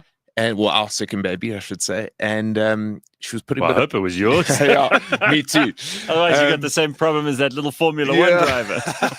Are you my daddy? Are you my daddy? And I was traveling a lot, man. I was away for 8 months of the year, and it was just getting a bit much. And I came up with a remote program, and it just sort of caught wind. And I was looking after certain, like the whole of Cape Town, and then I came up to Joburg, and I had certain well-known people like your Maps Mapanyani, Pizza Masamani, and it just sort of it went viral. Yeah. And then left SA Rugby when we grew it to a certain stage and thought, okay, listen, How long were you with them? I was with SA Rugby for about 8 years. Prior to that, that's a significant tenure. Yeah, it was a long time.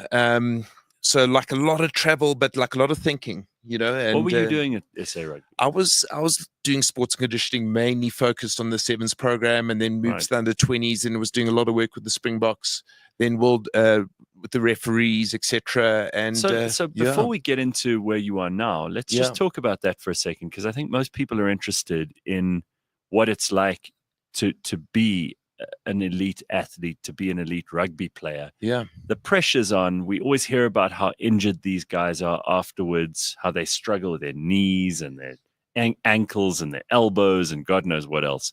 And I've met old rugby players, and it's usually a very sad situation because they put their bodies through all kinds of hell. So how do you help them when that is almost an inevitability? Well, I think I like to treat athletes like everyday people. I mean, like everyone has got a different requirement, especially if you let's take a rugby team. I mean, you look at all the different positions, you look at the different physical aspects of what they have to do. Then you have to look at like the big part is the mental aspect of how do you bring like the best out of someone. Yeah. Like that's the most important thing. And you never think, and like Ben will resonate with this a lot with his experience in sport.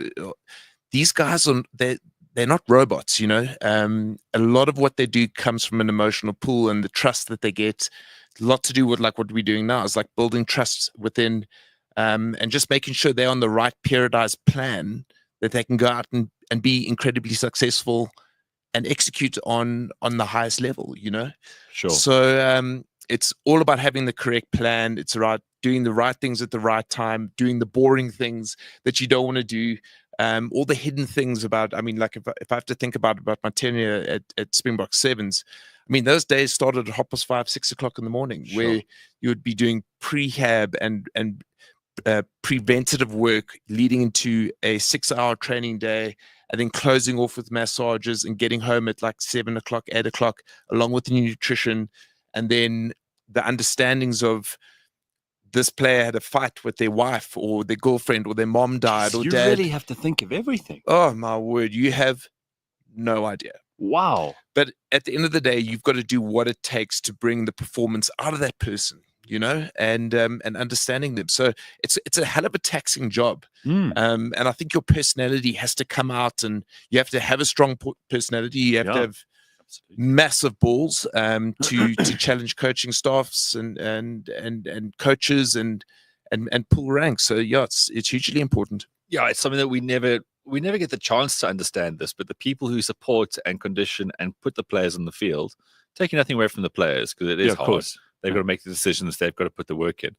But as you say, like the people who put this all together and the sacrifices they make, and they don't get the trophies and they don't get like the big money endorsements and those kind of things, but the sacrifice is exactly the same.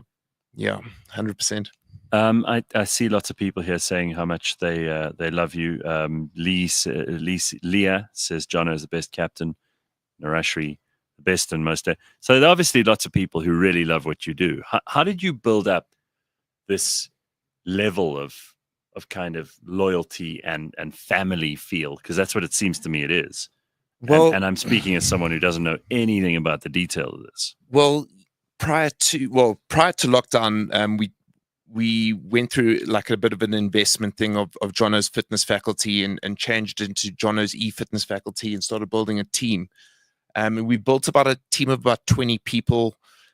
Lockdown hits. Remember that February? Yeah. Like it's happening and everything was going around. And we had to get our team down to probably about 5 or 6 people. 2 days before lockdown hits, we've just closed our office and we just don't know what we're going to do. We had 3 months of funding through our investor. And I honestly, I'll never forget the day I walked into my driveway in Constantia. And I fell to my knees and I felt hopeless. I had these 2 small kids and I didn't know what was going to happen, like everyone. Yeah. My wife pulled out a bottle of red wine and she goes, "Hey, sort your crap out. You're in the best position possible. We're going to go live on Facebook and we're going to do a workout. And we're going to invite our friends." And I'll never forget, we just messaged everyone on lockdown, went live on Facebook. Our kids were running around in nappies and they came through. We bought 2 lights, like a little green screen, and the kids came and knocked it down. I was fighting with my wife. Sounds like chaos. It was chaos. One had a shit in its nappy. It was a nightmare. Oh, God. It was a nightmare. But what happened was people resonated with that. Oh. And then 2 days later, doubled the numbers. 3 days later, it was nuts. And then a week later, we had 2,000 people live. Wow. And it was and just. what do you do with these people? That's really Are big, they all yeah. sitting in their homes doing like little stretches and little, I don't know, sky punches or whatever the hell they're doing? Yeah. Well, It wasn't like the gym clip you played earlier. No. It didn't. Let's just show Jono quickly. It didn't look like this, did it? Have you got that clip, guys? I hope it didn't look like this. this. Was Jono's main competitor during lockdown. Yeah, that was my competitor. Woman in pink. Come on, ladies!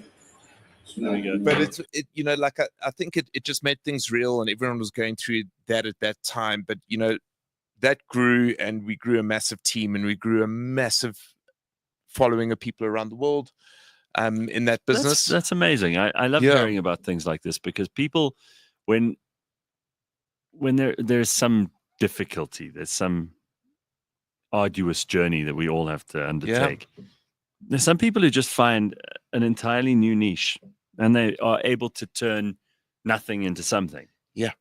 And all you need is a little bit of critical mass and some good timing. And clearly those things were both present when this happened. Yeah, I remember, sorry to cut you off there. I remember my Cape Town friends at the time, in particular during lockdown. It's like they would talk about those workouts every day. And they'll be like, yeah, it was hard, or I'm getting better now, or I can't believe you missed that. Now you got to do something else. And that's how I guess you get community, because you get people away from you going, like, this is so great. And they create their own little sort of interaction. That's exactly it. It's like it's building a sense of community, but people had never done that before. If you think about prior to that, where would you go? You'd go to your gym, your CrossFit, or whatever it may be. And I mean, it does sound a bit culty here. I mean, I'm looking at Maya. He's always there for us, no matter what.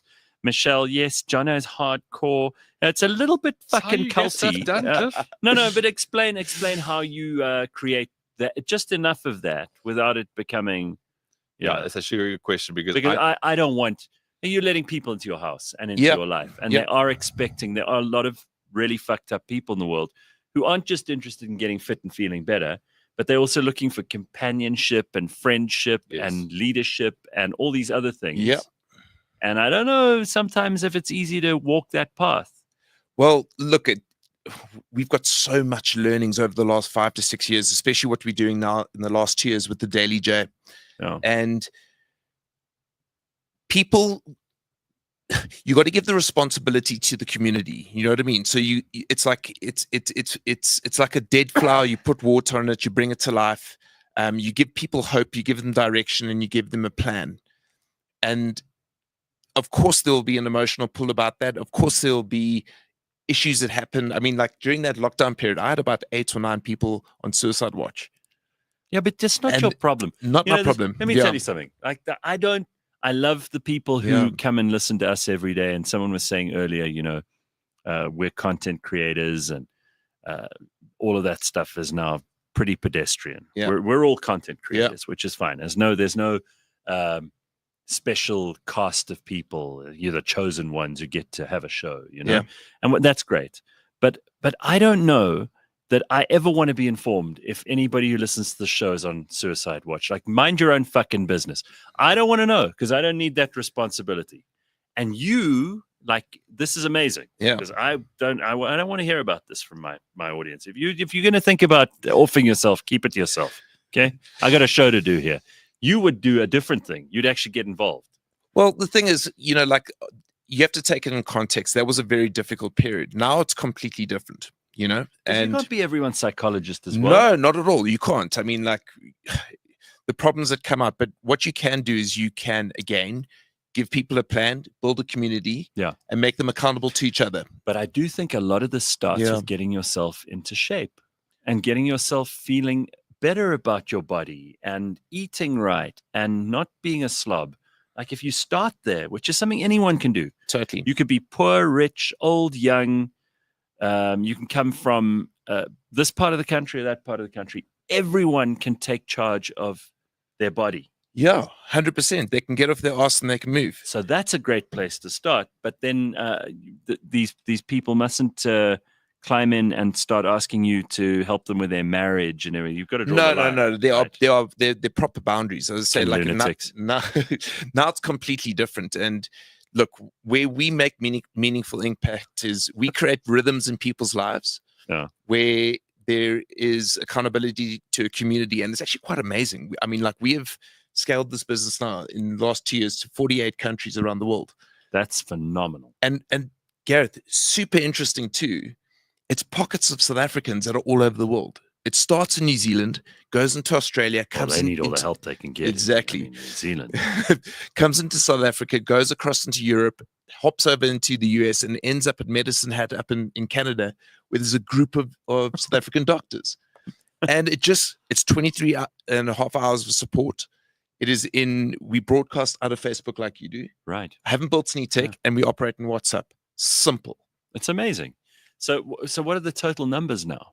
So we've got now just short of 500 members.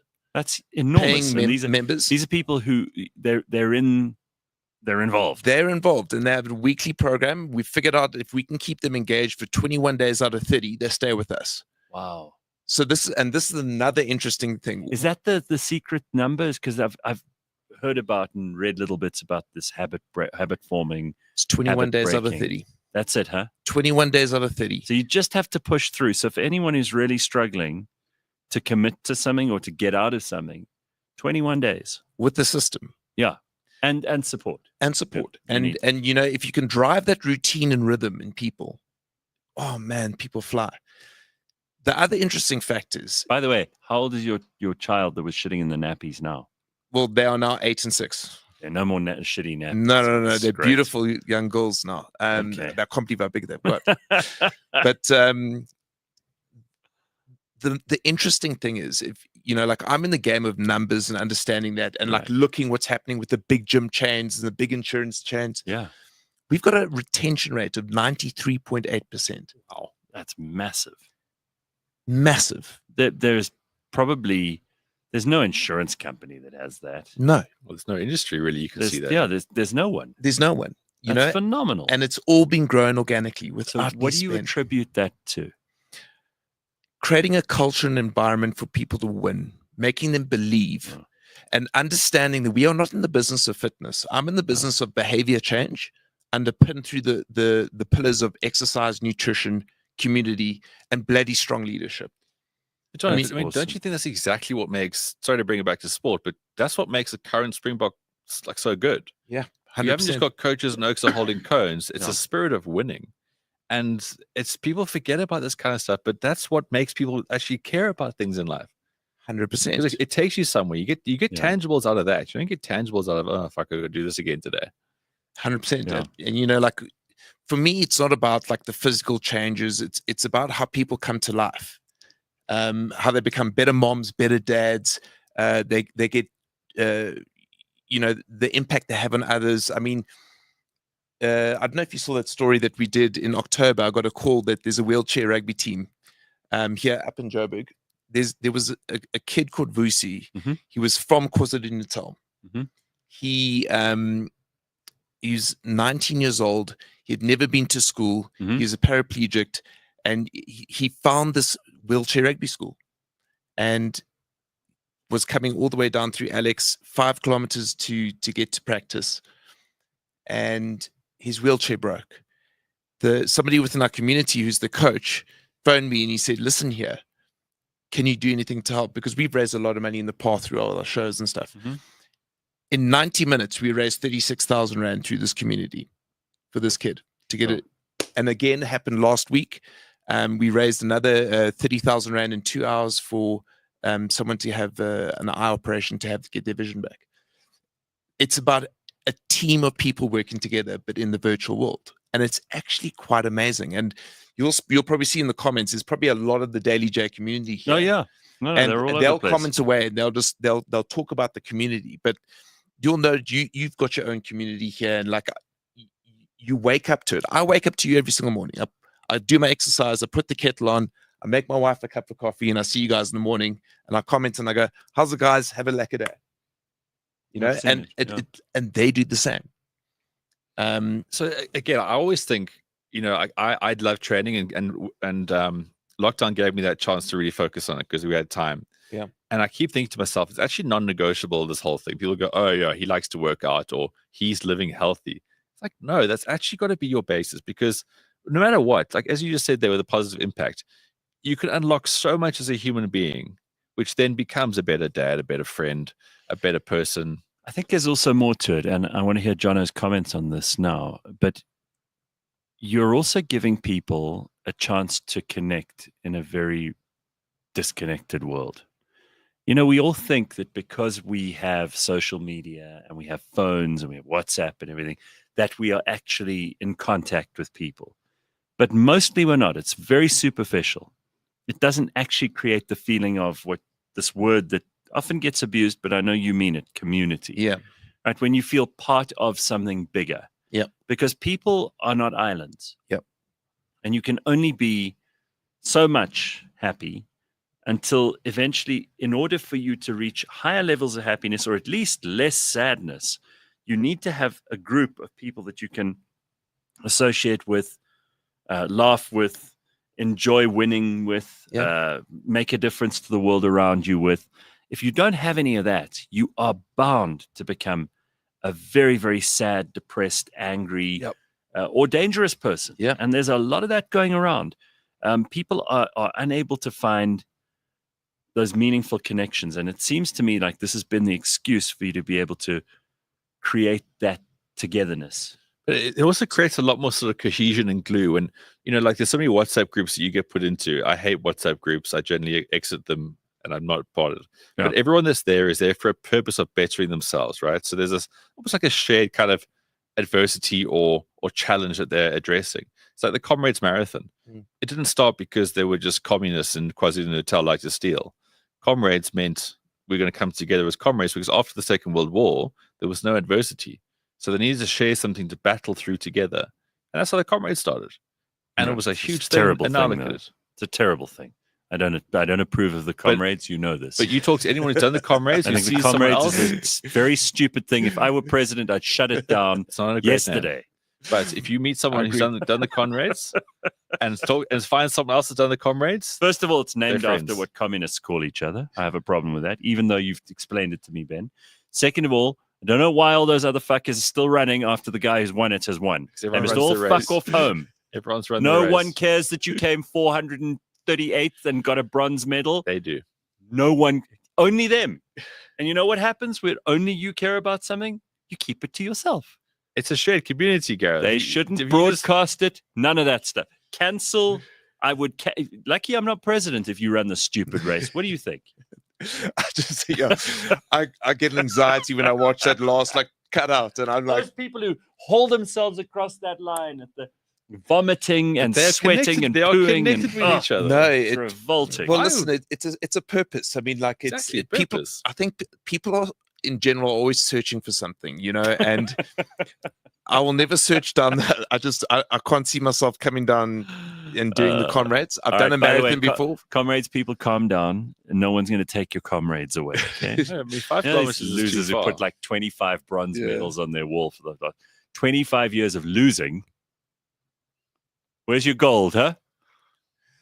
But it's a valid point. Now, look. I think people in life, if we have to associate to what we do, people want to win in their own capacity. You know what I mean? They do. People want to win. Capacity, those are the key words there. And your own capacity is a beautiful thing. Okay, and whatever that may be. And if I liken that to people within our community, I mean, it could be Mary who Belinda Lister says, Gareth, that is such a sad mentality. You see, some of these people are only here because you're here, and they're about to have a terrible morning because of me. We look forward to the Daily J Fitness month in, month out. These programs are designed to condition your body. The Johno community better not bring any positivity here, says Congo Chris. We've worked hard to develop this deranged and unhinged sarcasm and hostility in this comment section. I love it.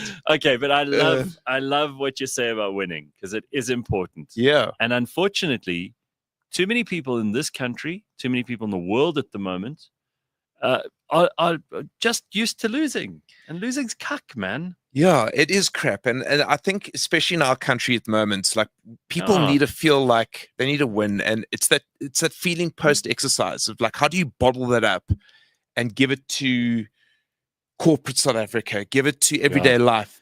Like you're uptight, you go for a run and you're a better mom, you're a better dad straight away to your kids and better husband and stuff like that. Now, like I believe so deeply in it. I mean, especially in corporate South Africa, I had a meeting here about a month ago with one of these top investment firms. Yeah. Mm-hmm. She asked me to put together a corporate wellness package of what we're doing for her. Came with the cost and she goes, it's too expensive.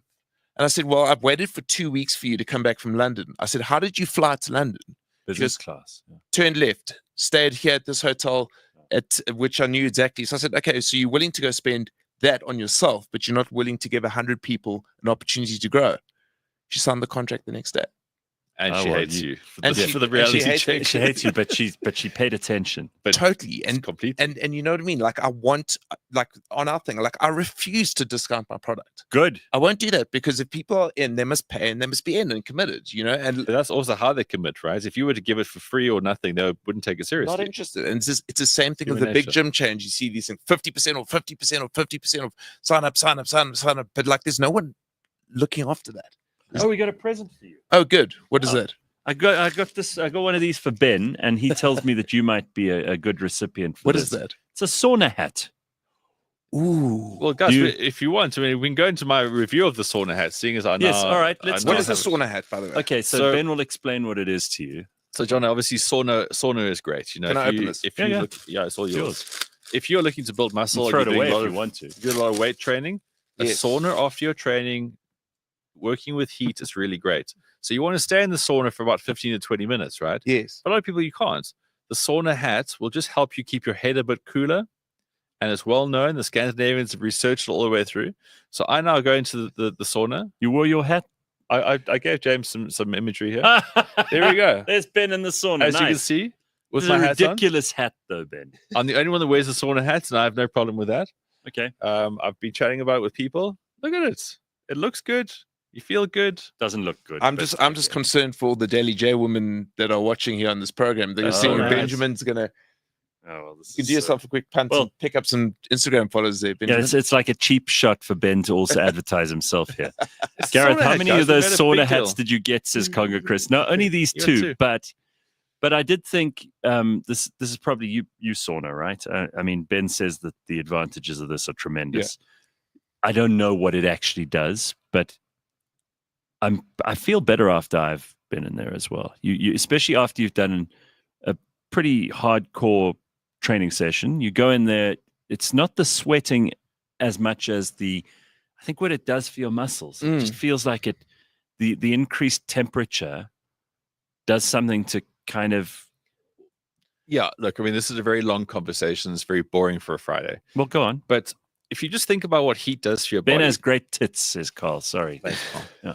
You know, like when you warm up, when you get to the gym, you got to warm up, right? Yeah. So there's heat. You need the heat because that's how your body works. Yeah, it loosens you up, and it's good for your muscles. So if you, I mean, I know you get to gym in those string vests, and you got little shorts. So it takes you a while. But the same thing, like when you've got a good pump on and you've just worked on your muscles, the last thing you want to do is make them cold. Yeah, constrict them. Right. You want to keep pumping up, keep going. Blood must keep flowing. The heat shock protein that gets released onto that, which is a big thing that people talk about. For me personally, to put it back to my story, is that I used to get niggles and aches and pains, all kinds of shit. You know, like a fucking you were a serial disaster. moaner about stuff. Now, purely through sauna, Tumble down cottage Ben, the people in his village used to call him. purely through sauna, I've got like my recovery so good, which means that the next day I can start from that stronger point, rather than having to miss 2 or 3 days because whatever. Sauna has just changed so much. It's been the single biggest thing of incremental gains in the last 3 months for me. And Jono, do you get into all of these things that trend? I mean, you're ahead of the curve in so many ways, especially because you were thinking about this stuff, 20 years ago already. Yeah. But the ice baths, the sauna, the steam room, the massages, all of that stuff like second nature because of what you were doing in rugby, for example. Do you rate these things, or do you think they're just fads that come and go? No, 100%. I mean, I think it also depends on the individual if they buy into the process. But like, in sporting days, we'd always do ice baths, a lot of pool recovery, a lot of pumps whilst flying, etc., like that. It's such an important part to do whatever you can to make your body recover to perform at the next level. You know what I mean? So the next day. So, I mean, that's why we always, like in our programs, we say we want you to work on a Monday, Tuesday, Wednesday. Thursday is an off day because you have to come back feeling refreshed to perform on a Friday and a Saturday, Sunday rest. And if you can create that routine rhythm, your body gets into that biorhythm. Yeah. And then, then you set yourself up for consistency and planning. So I mean, like, Johnny, you must get so many different questions. Like, I've got this friend, right? And I don't want to be disparaging and say like, well, I know so much, but he loves talking about going to gym. Sometimes he goes, I go twice a day. I'm loving it so much. How do I get him to understand that recovery is so important without sounding like I know, like I'm a know-it-all? You have to just get him to talk to me. It is. Can I tell you? And here we are, because that's my friend. Can I Get fucked, Ben. No. So Ben does. I mean, you told me about core stuff and stretching and all the rest of it, which is important. And I didn't pay any attention to that stuff because I was just doing what I had always done. Yeah. And I think it's useful to have you here because there are probably people who are doing what they think is the right thing, but they're actually in the long run either doing damage or they're just not improving. 100%. This is, can I make no mistake, this is the worst industry to be involved in because everyone's an expert. So true. And especially since COVID, you have these little 20-year-olds who are nothing against 20-year-olds, but I'm saying they're on Instagram and now they're an expert and they're influencers, but they don't have an idea, and the amount of misinformation out there is scary. You know what I mean? So you have to ignore all that noise, but you have to do the things. For me, it's the principles that make you function better. Sleep well, eat cleaner for 5.5 days. Try and cut your alcohol down. I'm not saying I love a glass of red wine. If you take red wine away from me, I will murder someone. It's just other people are so dreary when you're not drunk. Drunk with them. I know. So, it's terrible. But just have balance. You know what I mean? Like, and that is going to give you and yourself 20 years from now. It's not about you where you are now. It's like, what do you look like in 20 years' time? I'm sorry. I'm just looking at some of these comments. In Congo, Chris says, just smash some creatine. Downtime is for the weak. We have no idea what he looks like. Sauna and red light therapy is a game changer, says Charles. It okay. all the new ladies in the chat are now hooked on the show, says Raven. I don't know about that. Give them a chance. I mean, maybe when Jono leaves, they leave too. You never know. I'm bald and I sauna 3 times a week. Please send me one of those hats. All right, Carl. You know what? Maybe we should have a merchandise section. I've been saying for so long. Screw coffee cups. The Gareth Cliff Show sauna hat. I mean, that thing costs 73 cents from China. I've got a friend in Cape Town who's got his own sauna. His name is Dan Ofruchte. Yeah. Dan is he's building the new Cape Winelands airport. Oh, and, yeah. Does he have a sauna hat? He's got no, but he does. I'm gonna get him. He'll one be of these. mightily impressed by your sauna hat. Most people, it's a very, it's a bit of a flex. It's a huge flex. You should see people. You're the I professional. walk in the sauna and people go, "Fuck, God knows what he's doing." Where did you find this thing? A sauna hat? It just became a joke. So I want to take some credit here. Ben goes on and sauna. It's pretty much any place he socializes with anyone because no one else wants to talk to him, right? So when they're trapped in a fucking hot box with him, that's the only time that he can force them to talk to him. Best podcast so he sits in there. I'm Ben. Yeah, that's how I sound and how I talk. And then he won't leave because he has tremendous willpower. But even he at some point is big fucking head. Look at the size of it compared to his body. Gets too big. It attracts a lot of heat. It's too big. It's too hot. And then I thought, well, there must be a solution. Someone in Finland or Denmark or Sweden has come up with some solution. And then somebody said to me on the show one morning, like, have you ever seen what a sauna hat looks like? It's like it's got a little handle on the top. And I looked it up and I thought, this is the most ridiculous headwear in the world ever. Perfect for Ben. I think it's stupid because you're putting something onto your head, therefore it's going to get warmer. That's what but you then, think. Yeah. I always used to go like, my hair is on fire basically in the sauna, and I'm trying to hang on to whatever strands I have left. But now the sauna hat, like, I'm not shitting you. It's my head is a little bit cooler, and that small increment, like, I'm pushing an easy 15 minutes now after every training session. But James has actually found a progressional style of the sauna hats. Oh, really? So I mean, we have some. We're all beginning. Jono, your lucky morning. We're all getting educated on sauna hats. With everything, there's various models and shapes and sizes. So James has actually got another style of sauna hat that we can all work into. All right, James, show us another kind of sauna hat. There's some. James, on WhatsApp earlier in the week. Well, in Cape Town now, the latest thing is to have these sauna boxes on the beach. No, that doesn't look like a sauna hat. That's a Roman centurion's hat. That's definitely going to become very hot. That's going to get a lot hotter. Metal, you're going to burn your head. But what they do now is they have these sauna boxes. It's like a trailer, which is a sauna. And they park them at the beaches. And you go jump in either Delbrook or I was doing it in Hot Bay for a while, in the water into the sauna box. Yes. It's actually amazing. It really is good fun. What does that do in terms of the hot and then cold, or the cold and then hot? It's just blood flow.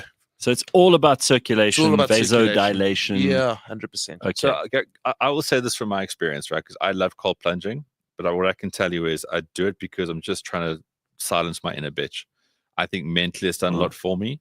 When Jono spoke about cold plunging and stuff, if you're a rugby player and you've done 6-7 hours, obviously jump in here when I get this wrong, and you need to do it again the next day, you need to constrict everything. You need to go into a place where you're actually fighting inflammation. Whereas with me, trying to just do weights to get, like, as my friend says, Gucci muscles, that inflammation is actually really good for me because that's those little tears and you build. Mm-hmm. But if you're even for golfers, like when I play that golf tournament, I played 4 rounds in a row, which I'm not accustomed to. Yeah. I cold plunged every day. I felt great the next morning. So if you're a cyclist, endurance runner, all those kind of things, the cold plunge is amazing for that because you need to almost just numb the pain and get it back to like a base level. I think that makes sense. You like to cold plunge and you think doing it every single day is going to make you better, perhaps not. Is that it? Is that the hat you were talking about? That's the sauna hat. Jesus. Is that ultra professional? That's like next level. That's when you go full European in the sauna. You wear that. Full Viking. Yeah, you're wearing that in the sauna, and I'm jumping out the sauna, Benjamin. You need a goat. Imagine someone walked in. By the way, you can see we made the sofa here in our studio out of the same fabric. Yes, it's the exact same thing. It's exactly the same. But if you have that, you have to have a goatee to go into the gap, the Viking gap. All right, but what are the next kind of areas that we're going to go into? Because again, because of your experience in sport and at that high level, you know what these things that we're now starting to cold plunge and all the rest of it, you were doing years ago. Yeah. So what's the next level of stuff? IV IV bars where you sit there and you get like a semi-blood transfusion. Yeah, so that you can what be do you think of those superhuman the IV next drips that day? people take? I mean, it helps with hangovers. I know that I've much. tried it, and I wasn't wild about it. I look. There's so many fads out there, and there are so many different things they're trying to introduce. You can introduce so many different forms of equipment, nutritional things. There's fasting. There's the vegan movement. There's this. There's that. There's just so much. I honestly believe it's going to go back to basics again. I really do. You're right, because I can't handle it. I'm a little bit, it's too much, right? And I Yeah. think for a lot of guys, because Ben and I talk about this often on the show and not on the show, is most guys have a drive and a motivation to improve themselves, and women, but it's a very guy thing to keep improving yourself the whole time. Yeah. And it can become a bit of a mad obsession. And I listened to a few podcasters. I got to tell you, it's like I've reached this point with people like Tim Ferriss or Chris Williamson, where when they start talking about their daily routine, their pill intake, their exercise regimen, their sleep, all the apps they use to track all of this shit, I'm like, who do you think you are, the fucking Buddha?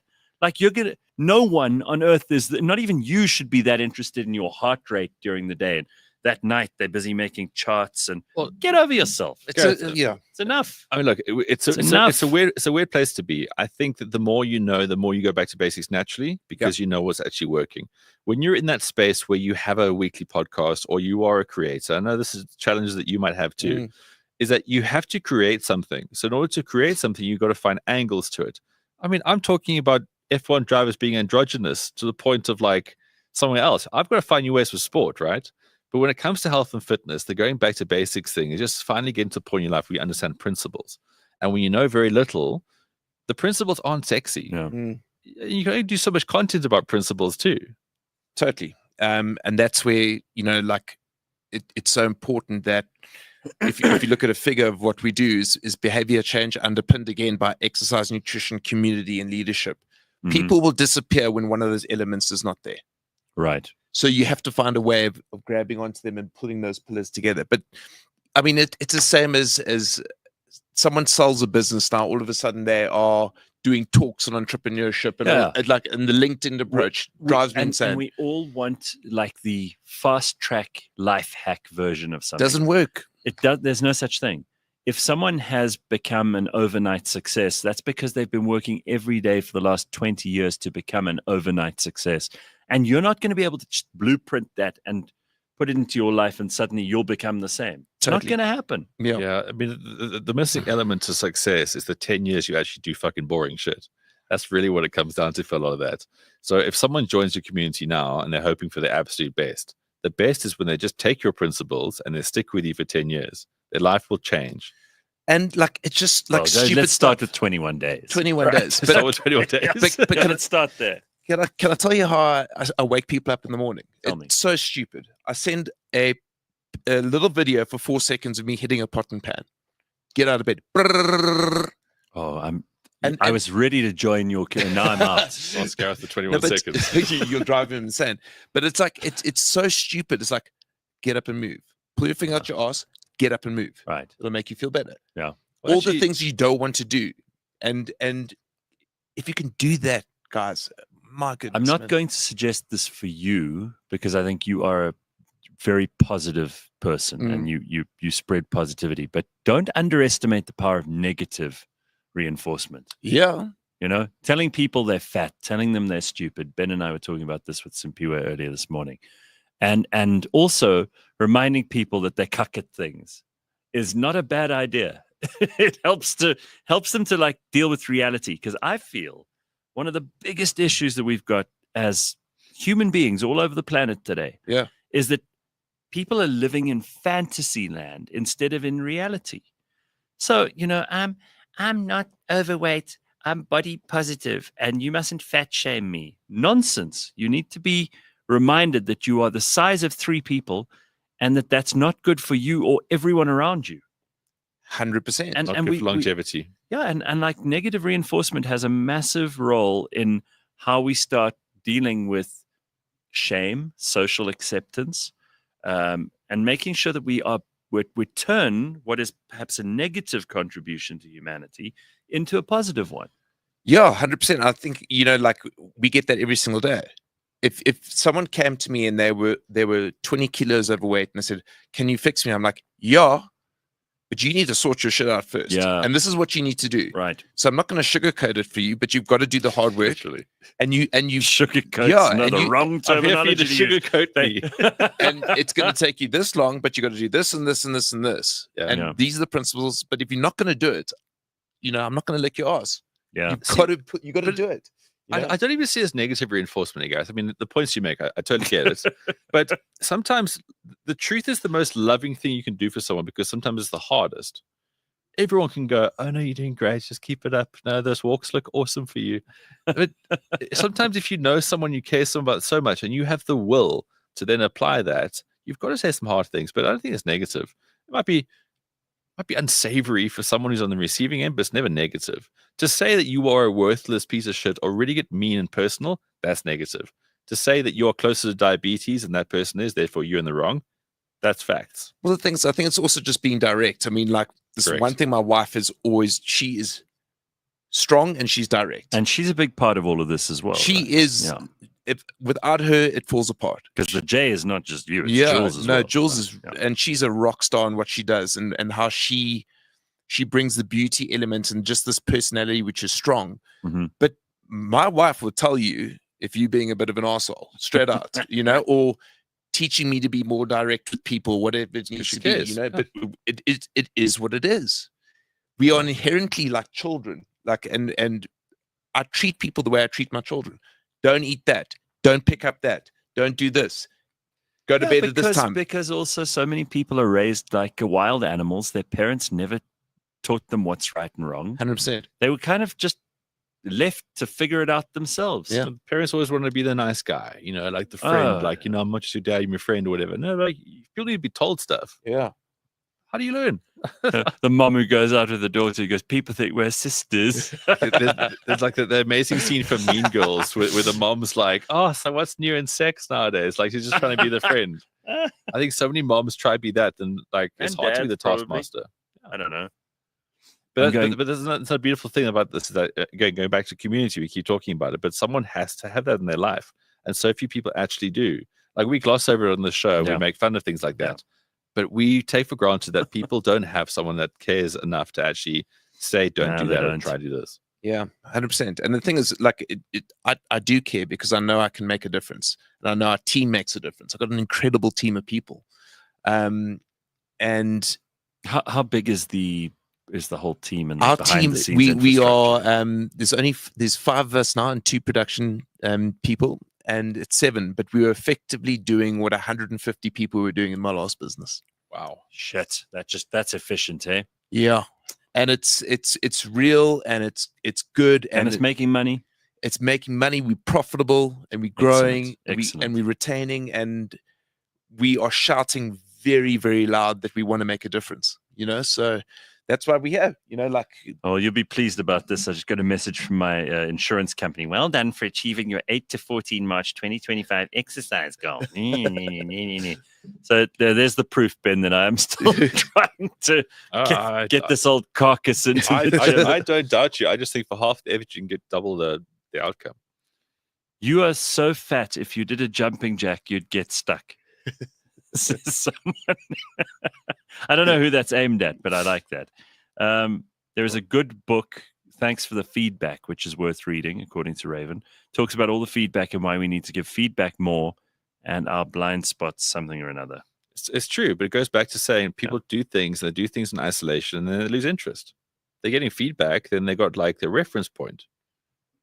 Yeah, I think there's also, and Jono, you back me up on this if you agree or disagree. There's useful feedback and there's just noise. Yeah. Right. And there's a lot of noise out there. You mentioned all these people who are suddenly fitness influencers. Everybody's an Instagram model. Everybody knows how to do nutrition properly. Bullshit. Half of them are just absolute chance takers. 100%. And you can't blame them because corporate South Africa throws money at it. You know what I mean? And that's sad from that perspective. But look, I think the industry is going to go through some massive changes over the next sort of like 18 months, specifically in South Africa. And I think it's going to open up beautifully to help, first and foremost, to help a lot of people and have like meaningful impact, but also just to like stimulate the economy. Do you ever have a cuck day? Yeah, of course. No, but hang on, before you rush to answer this, because you are now responsible for helping to motivate all these other people, give them, what they need in a day to get to reach their own goals. And I think this is hugely admirable. But don't you ever have a day where you're like, oh, fuck these people, because I'm tired, especially when you were a dad and your kids were very young. But now, I mean, there are pressures that apply. Yeah. Do you ever have those days and you're like, someone else just handle this for today? It's not my day. 100%. And I think that vulnerability works very well from my side. I portray that like, guys, I need a break. I'm out for 2 days. Right. But it takes a special human being. I'm not going to lie. It does take a special human being. But I think it's just in my DNA to handle that. And I honestly believe it's not about me. It's about everyone else. So if I can make a difference in one person's life, hopefully it'll reciprocate through. Always. Yeah. And I really, Gareth, I promise you, I get goosebumps when I think about it. I believe in, like, specifically in this country, if we can get happier, healthier people, big time, we can stimulate this economy. If you had to see how many HR managers or head of people I speak to asking me to solve problems for them, but they are like this. Yeah. They can't move themselves. No, it's mostly the HR. Well, we've spoken about health ministers around the world like that. Yeah. You cannot be a health minister and be enormous. A bad ad for your country. I run every now and then with Mamusi Mamani. Yeah. And I love Mamusi. Did you go Mamusi on purpose? Yeah.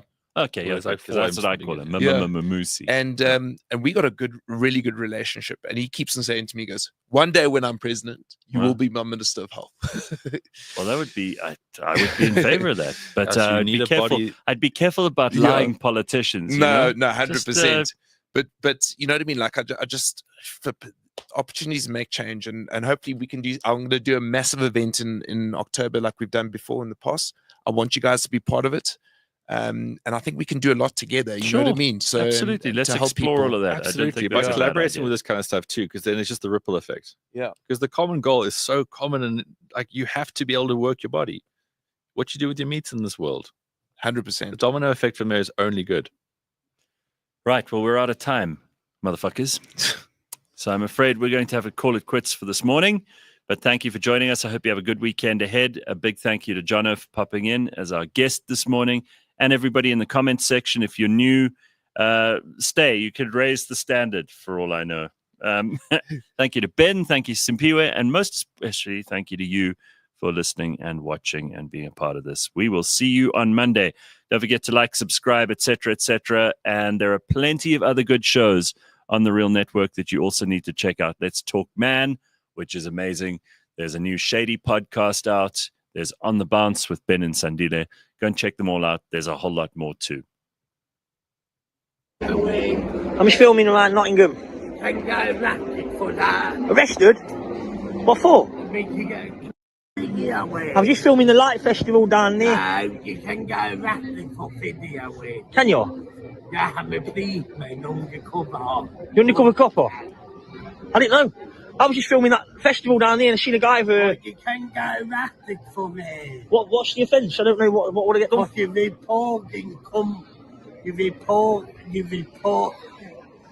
record in public.